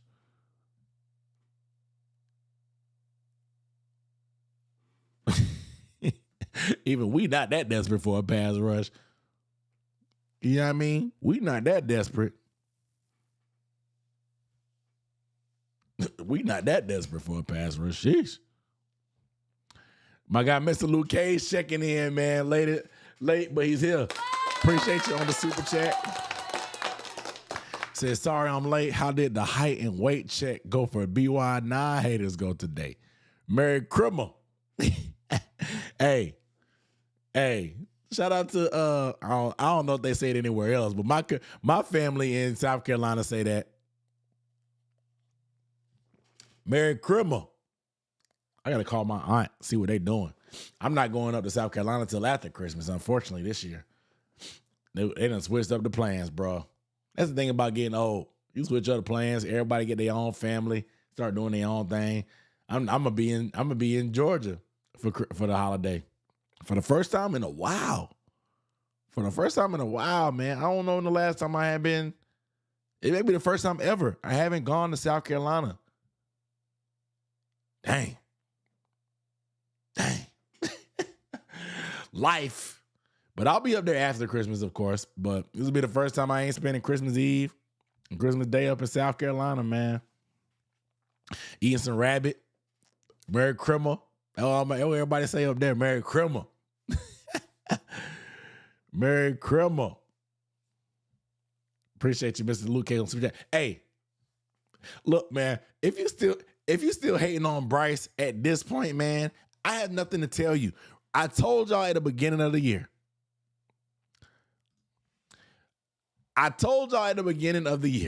I'm not arguing any Bryce Young haters inside the fan base, man. You got it. You're going to see what you're going to see. There's no point in arguing on the day-to-day, the week-to-week. Yes, he's made us mad. You've thrown your hats to the ground. You've cussed. You've kicked. Some of y'all might have punched out some sheetrock in your house. But what he's done over the past couple of weeks, man, has been remarkable. And he's shown us that even without a run game like today, he can put the team on his back and get us into position to win. Just wait till we get a defense that can actually support us. We're just gotten up to, we're below average. Our defense went to the worst all time to average to below average in most categories. Just wait till we get to a defense that can actually be, upper echelon or upper tier, above average even. And they can get more than just turnovers. They can get stops. We'll be all right, man. He won't feel like he has to be perfect every game. You get a lot more room for error when you elevate the talent on the roster overall. But Bryce Young, man, and we got to get over this. And he had a solid game last week. We got to get over this New Orleans Saints hump. But if we do, the division is ours. Atlanta can't mess with him at all. Tampa Bay, he's had pretty solid games. Tampa Bay, that first half at Tampa Bay last year, he had a phenomenal game to start. It just got out of hand because our defense couldn't stop anything. It got into a drop back game. The home game against Tampa last year, he had over 300 yards total. Multiple touchdowns, whether it was running or passing. He's figured out the Bucs and the Falcons. We saw some of the same stuff against the Saints. It's just we couldn't do it in the clutch when it mattered. And they stopped the run. Once we crack the code with the Saints, he's going to own the division. And then when we play against the top tier guys, he elevates his game. You saw it against Mahomes last year. You saw it against Hurts last year. You saw it against the Rams and Matt Stafford this year. Even Baker, people called him a top tier quarterback. You saw it today. Bryce Young is going to elevate his game, bro. If you're still hating on Bryce Young within the fan base, bro, and you can criticize him, that's fine. But we should have we should have drafted somebody else. Matt Corral deserved the opportunity to compete with with Bryce. We traded too much. We did this, that, and the third. Calm down, bro. We're good. We're good, bro. I can't help you. Yes, he has limitations. Yes, he doesn't have the rocket arm like everybody else does. I agree. But don't tell me Bryce Young can't make plays. Don't tell me you can't win with Bryce Young. We have to be able to coach. Like, it's up to the front office and the coaches to figure out how to best make Bryce Young successful.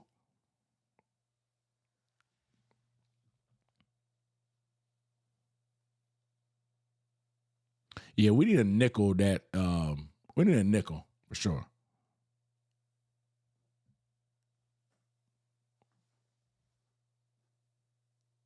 Smoking on that Mike Evans, Baker Mayfield, and Ty Bowles pack. We smoking on it, but listen, week 18, if we win this division, that will seal the deal on this whole regime, in my opinion. I have a feeling that if we beat the Bucs in week 18, that will put them away for good. The GM will stay. I'm fine. But I think Mike Evans will retire. I'm not sure they want to overpay for Baker Mayfield because Baker Mayfield could easily get $45 to $50 million. And I know Ty Bowles will be gone. I know it. If we beat the Bucs in week 18, we will officially break that franchise. And I respect Jason Light. He's done some great things, taking them from first overall pick with Jameis to getting a Super Bowl with Tom Brady. But they hit the Tom Brady lotto and got lucky. Even though he built the team offensive weapons wise, that was just good to drop in a guy like Brady. I think we put them back to obscurity. If we beat them in week 18, we will officially break them. You can clip that. I think so. That's my story. That's my story. And I'm sticking to it. Sonny Styles and Nick. We need Sonny Styles at linebacker, dog. I gotta do some more homework on some nickels. I haven't gotten the college tape yet. But we will. I'm gonna try my best to get to the Senior Bowl this year, man. That's my goal. Mobile is in the middle of nowhere.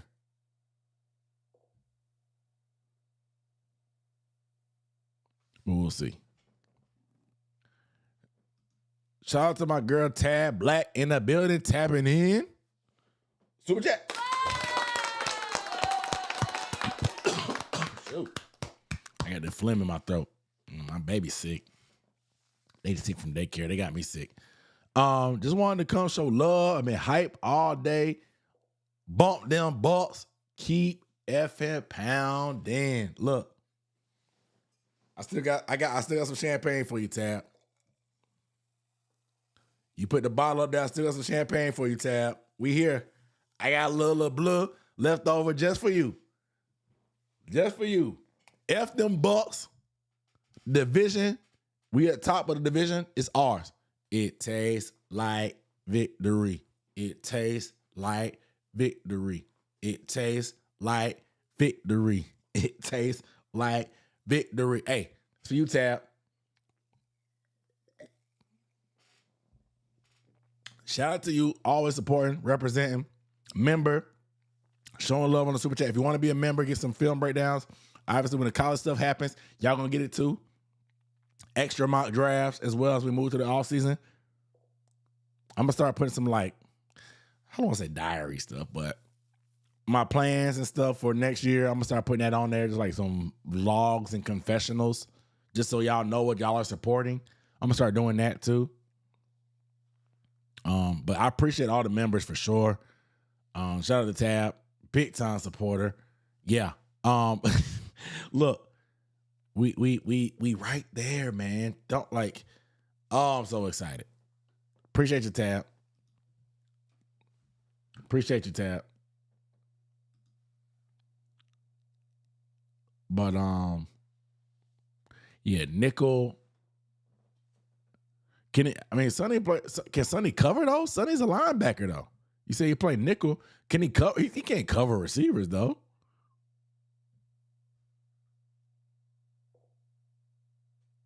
He can't cover receivers.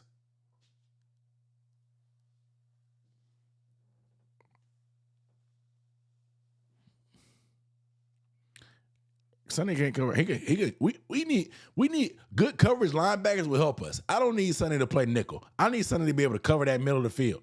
Anything beyond 7 yards that Sonny can cover, we good. And I've seen him do it.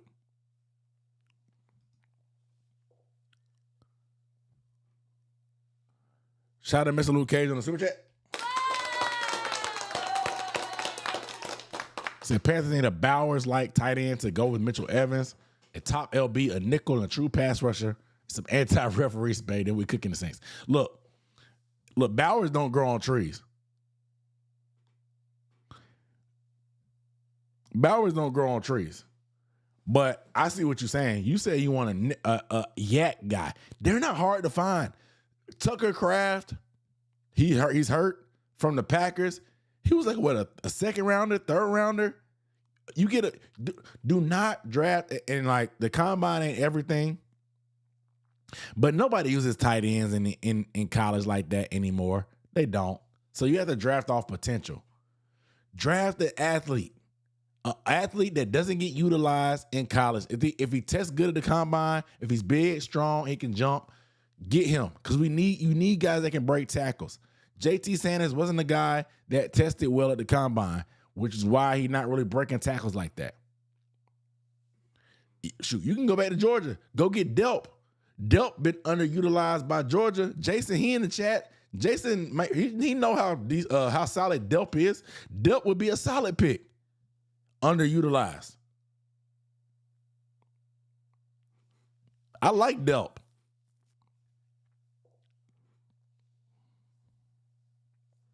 You know what I mean? I like Delp. You just need a guy that can get yak when Bryce checks it down. Somebody that can get some yards after catch, somebody that can stretch the field with his speed down the seam.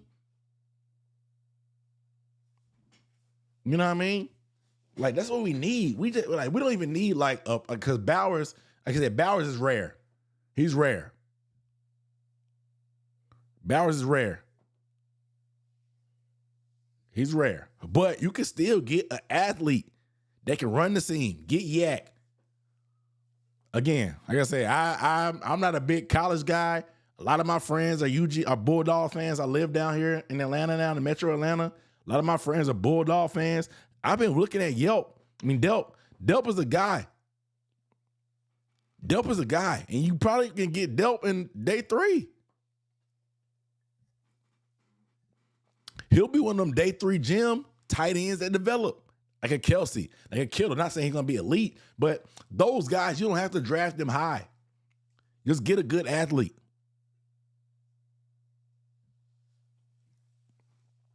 Jason said, great mind. That's what I'm saying. Like, you just need a guy that's underutilized, underrated in college, under radar.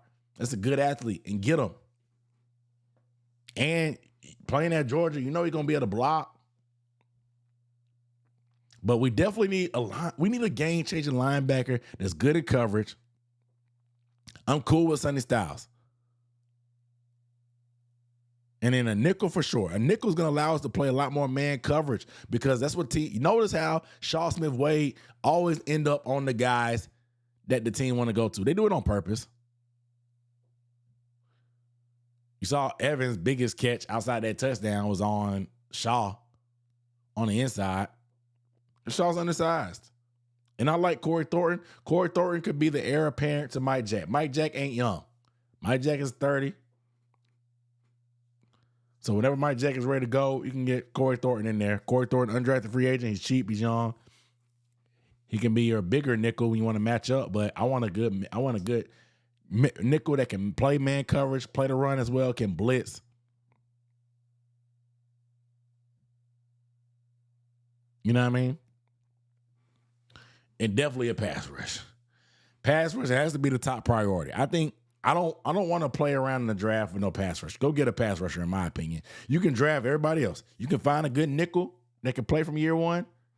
You can get a linebacker that can come in year one and play good. But it's hard to get a pass rusher to make a year one impact that we need. Even Brian Burns, who developed into being a solid pass rusher, he wasn't all that. Rookie, well, he had 7 sacks, but they had him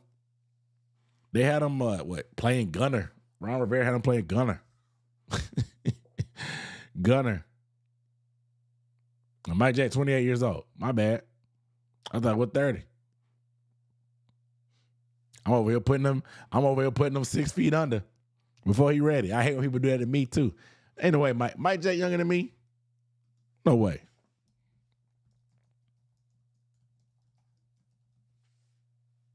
Mike Jack is 28. Dang. Mike Jack's 6 years younger than me. Sheesh, man. What am I doing with my life? What am I doing with my life? Hey, man. What am I doing with my life, man? Mike Jack look old, bro. I'm not going to lie to you. Maybe it's him being bald. Maybe it's him being bald. Maybe it's the bald head. Shoot. I don't know. My bad, Mike. The more you know. The more you know.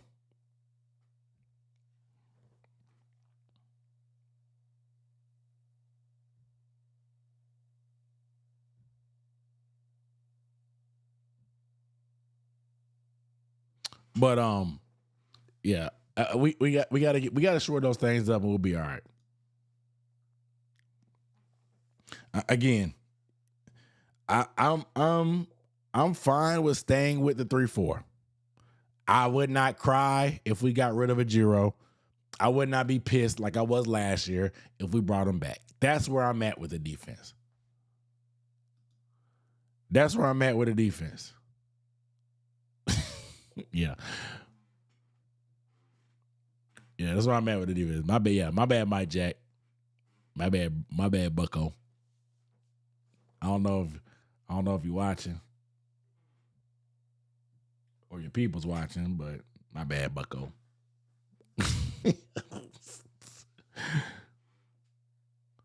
Jay Grizzly, what up, though? Say you late, but he here. All right, man. Let me get a ball for here, man. I'm gonna go finish watching the rest of this game. I'm in the fantasy. I'm in a tight one with a fantasy group that I'm in too, and I'm trying to drop more videos. So if you're a member, I'm gonna let y'all know my plans moving forward for the year. Shout out to all my members. Shout out to everybody that super chatted. Shout out to Panthers Nation. We are first place in the division. And Christmas is this one. You're gonna be able to have Christmas, and you're gonna be first place in the division. It's gonna be Christmas, and you're first place in the division.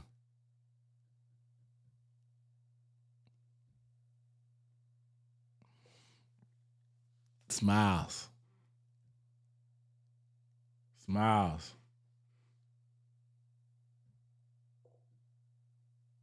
All smiles. So the game over. Dang.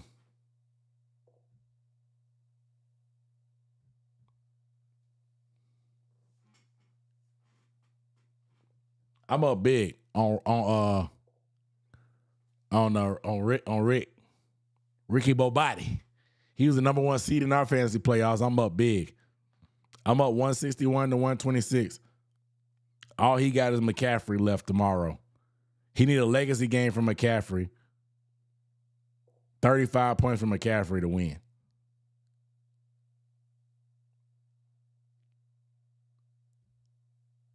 And that's with me having 2 fumbles that's with me having a stinker from Jackson Dart. Jackson Dart dropped 1 point.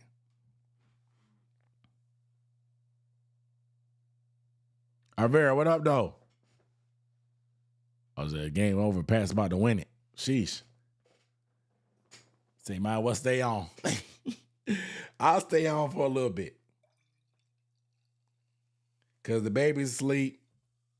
I got to work tomorrow, but my job on some BS, man. We got a short week. I got 2 days of work. Well, 3 days of work. I got to work Friday, unfortunately. I ain't take no days off. Man. I ain't take no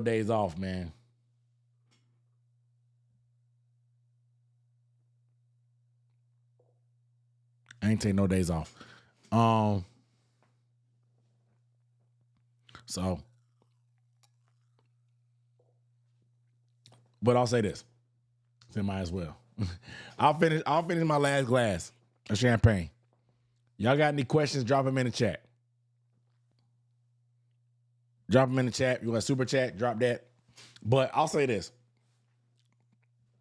One thing that I want to talk about is our running game. I'm really concerned, man. I'm not gonna lie. I'm gonna be honest with y'all. We're concerned about the run game.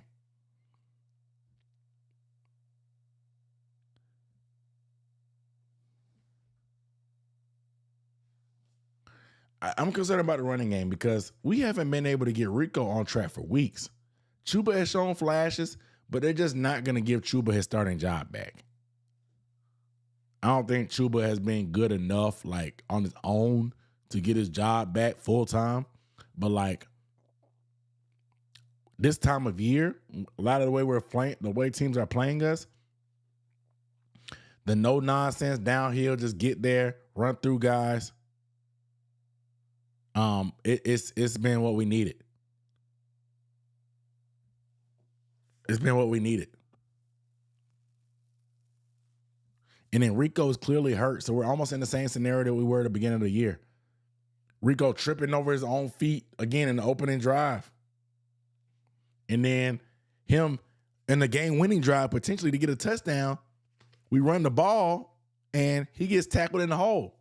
One-on-one with a nickel. That was not happening earlier this year. And I'm going to be honest, man. That's the difference between good and greats.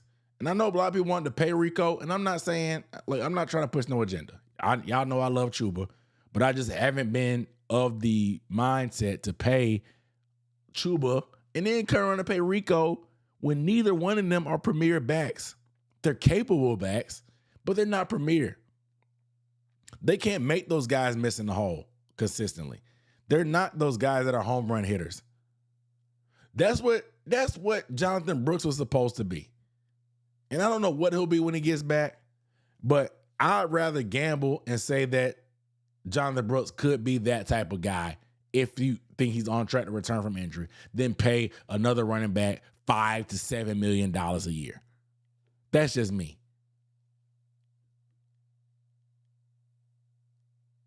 That's just me.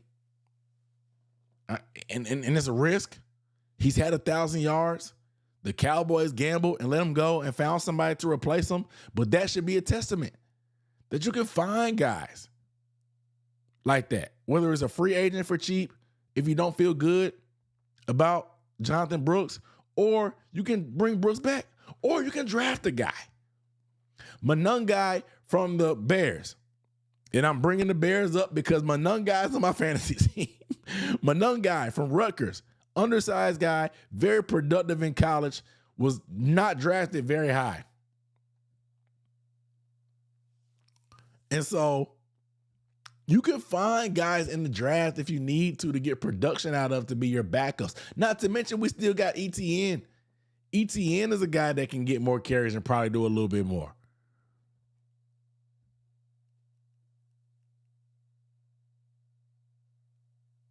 So like, that's just where I'm at, man. That's just where I'm at. And this like I said, I'm on. This is bonus time right now. I'm just talking about what's on my heart. And what's on my heart right now. So I'm like, the running back position is something that we've been talking about, but like the run defense has been underwhelming. Saying they've been loading the box. I don't think they've been loading the box, man. According to the numbers they haven't. They've been sending safeties. I do think that our running game can be a little bit better. Scheme can be better. I think analysis, that's their work for this offseason. Figure out a more sophisticated run game. They're not going to be Ben Johnson and the Bears, but damn it, they need to get close. They need to get close as possible. They need to get as close as possible. Let me see if I can find the numbers from this week. What week is this? 16? Week 16. They don't have all the numbers up yet, unfortunately. But we'll get numbers after further review on Wednesday. If you are a member, you know about it. If you're a subscriber, you should know about it. It's the best film breakdown live stream you're going to get. Again, with the way that these rules are on copyrights, this is the best way I can deliver film breakdowns to you guys. I'm giving you 3 to 4 film breakdowns pretty much every week live. So that's just the way we're going to be able to have to put it out there, unfortunately, this year with the way that the copyright has been. Maybe YouTube will get better since they partner with the NFL with Sunday Ticket, and it won't be as crazy. But we've talked about it. They haven't been. The Saints didn't load the box when they stopped the run and when we were at home and lost. It just teams are bringing these safeties late. They're not getting accounted for in a running game.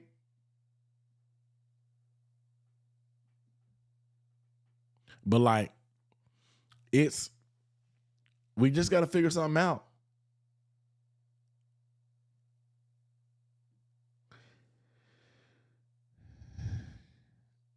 Same old, it's just a different day. Yeah, another guy carried my Rutgers dynasty.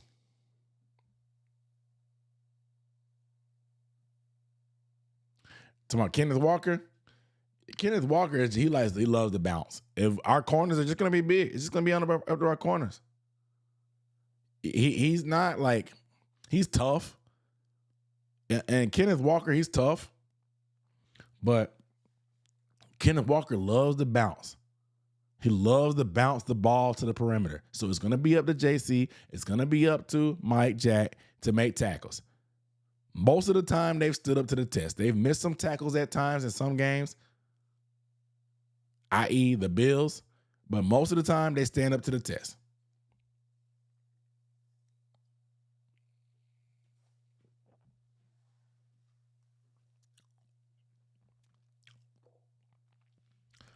If we make the playoffs in round 1, who do you want? I honestly don't care. They got to come to the bank for 1. 2, it'll 70, 80% chance it'll be somebody we played before. So if it's the Rams, you know they're going to be hungry. It's going to be cold, though. They're going to be hungry. If it's the Niners, I feel good about that. We get some get back. I feel good about that. And then in Seattle, we'll see how Seattle goes next week, but it'll be a rematch. So we'll be able to make adjustments against whoever we play. So that's the bright side. I mean, they'll be able to make adjustments too, but no matter who we play in the playoffs, more likely than not, it'll be an NFC West team, and we've played that whole division already this year. So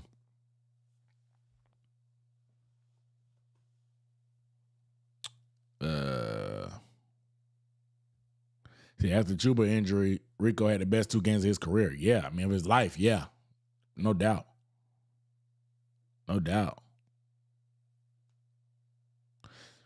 So they run the brakes off of Rico because they know they're going to move him in the offseason, which helps them keep Chuba healthy, who they have paid for. That's what I said. I said, man, run the dirt. I mean, run the pants off of Rico and thank him for his services. Let him do all he needs to do to make his value go up. Give him, you can offer Rico something. Don't offer him RB1 money. Offer him something respectable that won't hurt your salary cap. If you want to come back, fine. If you don't, we respect your wishes as a 1,000-yard running back to go exercise your options. Are Niners out of the realm of possibility? No, tomorrow is going to be big. Tomorrow is going to be big for the NFC West with the Rams losing, because I think the Niners have beaten the Seahawks, if I'm not mistaken.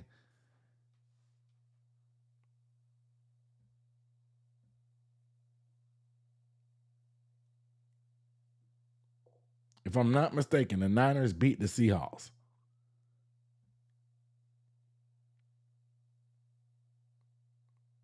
Yeah, the Niners lost to the Rams, but they beat the Seahawks in week 1. The Niners still have to play the Seahawks in the final game of the year. So, man, the Niners got the Colts, the Bears, and the Seahawks. Could have been worse had Daniel Jones been playing. Crazy, I know to say that, but they got the Colts, the Bears, and the Seahawks down the stretch. Man, this NFL season has been legit. It feels like every week we have dramatic endings. We have the game of the year. It's just everything. Every matchup that we wanted to live up to it has lived up to it. Not like this college football playoff where you got James Madison giving up everything to the Oregon Ducks, even though they came back a little bit. There hasn't been blowouts like that. When any matchup we thought was going to be a good matchup, it's lived up to it. That's why I don't understand why people try to push college football over NFL. NFL is just a superior product. Do I hate the owners? Yeah.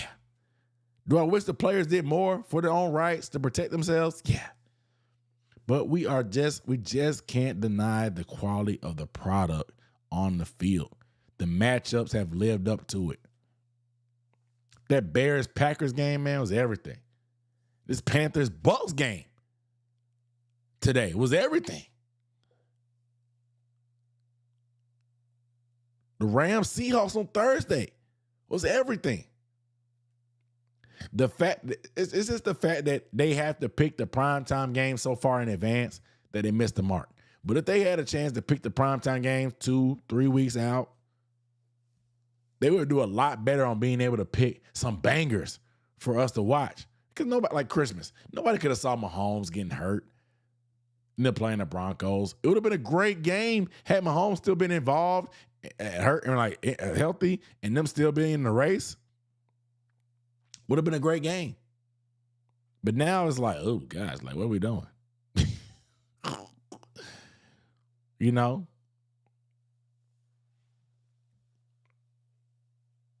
But it's just a superior product in my opinion. I'm not gonna not watch the college football playoff though. I'm there. I ain't gonna lie. I didn't watch that Oregon game, but I watched that Miami game. Boy, I was in a barbershop for that Miami A&M game. That was a good one. That was a good game.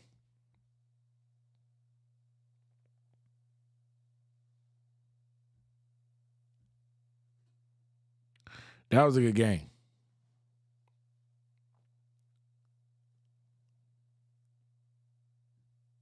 So Rico got his bonus today. He good. The Ravens shot themselves in the foot. Yeah, and they got them last. Yep, the Seahawks played the Niners last game of the season. First game and last game.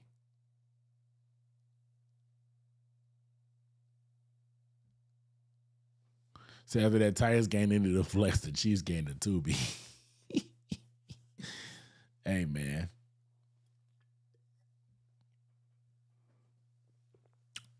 Straight up though. Straight up though.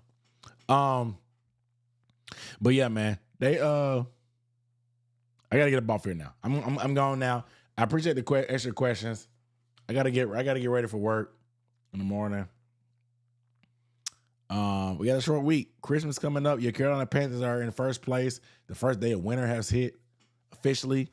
Christmas is right across the way. St. Nick is going to be sliding down your chimney. Hopefully he sends you a Panthers playoff berth in your tag. Make sure y'all wear y'all Panthers jammies, y'all Panthers slippers. I know I will be.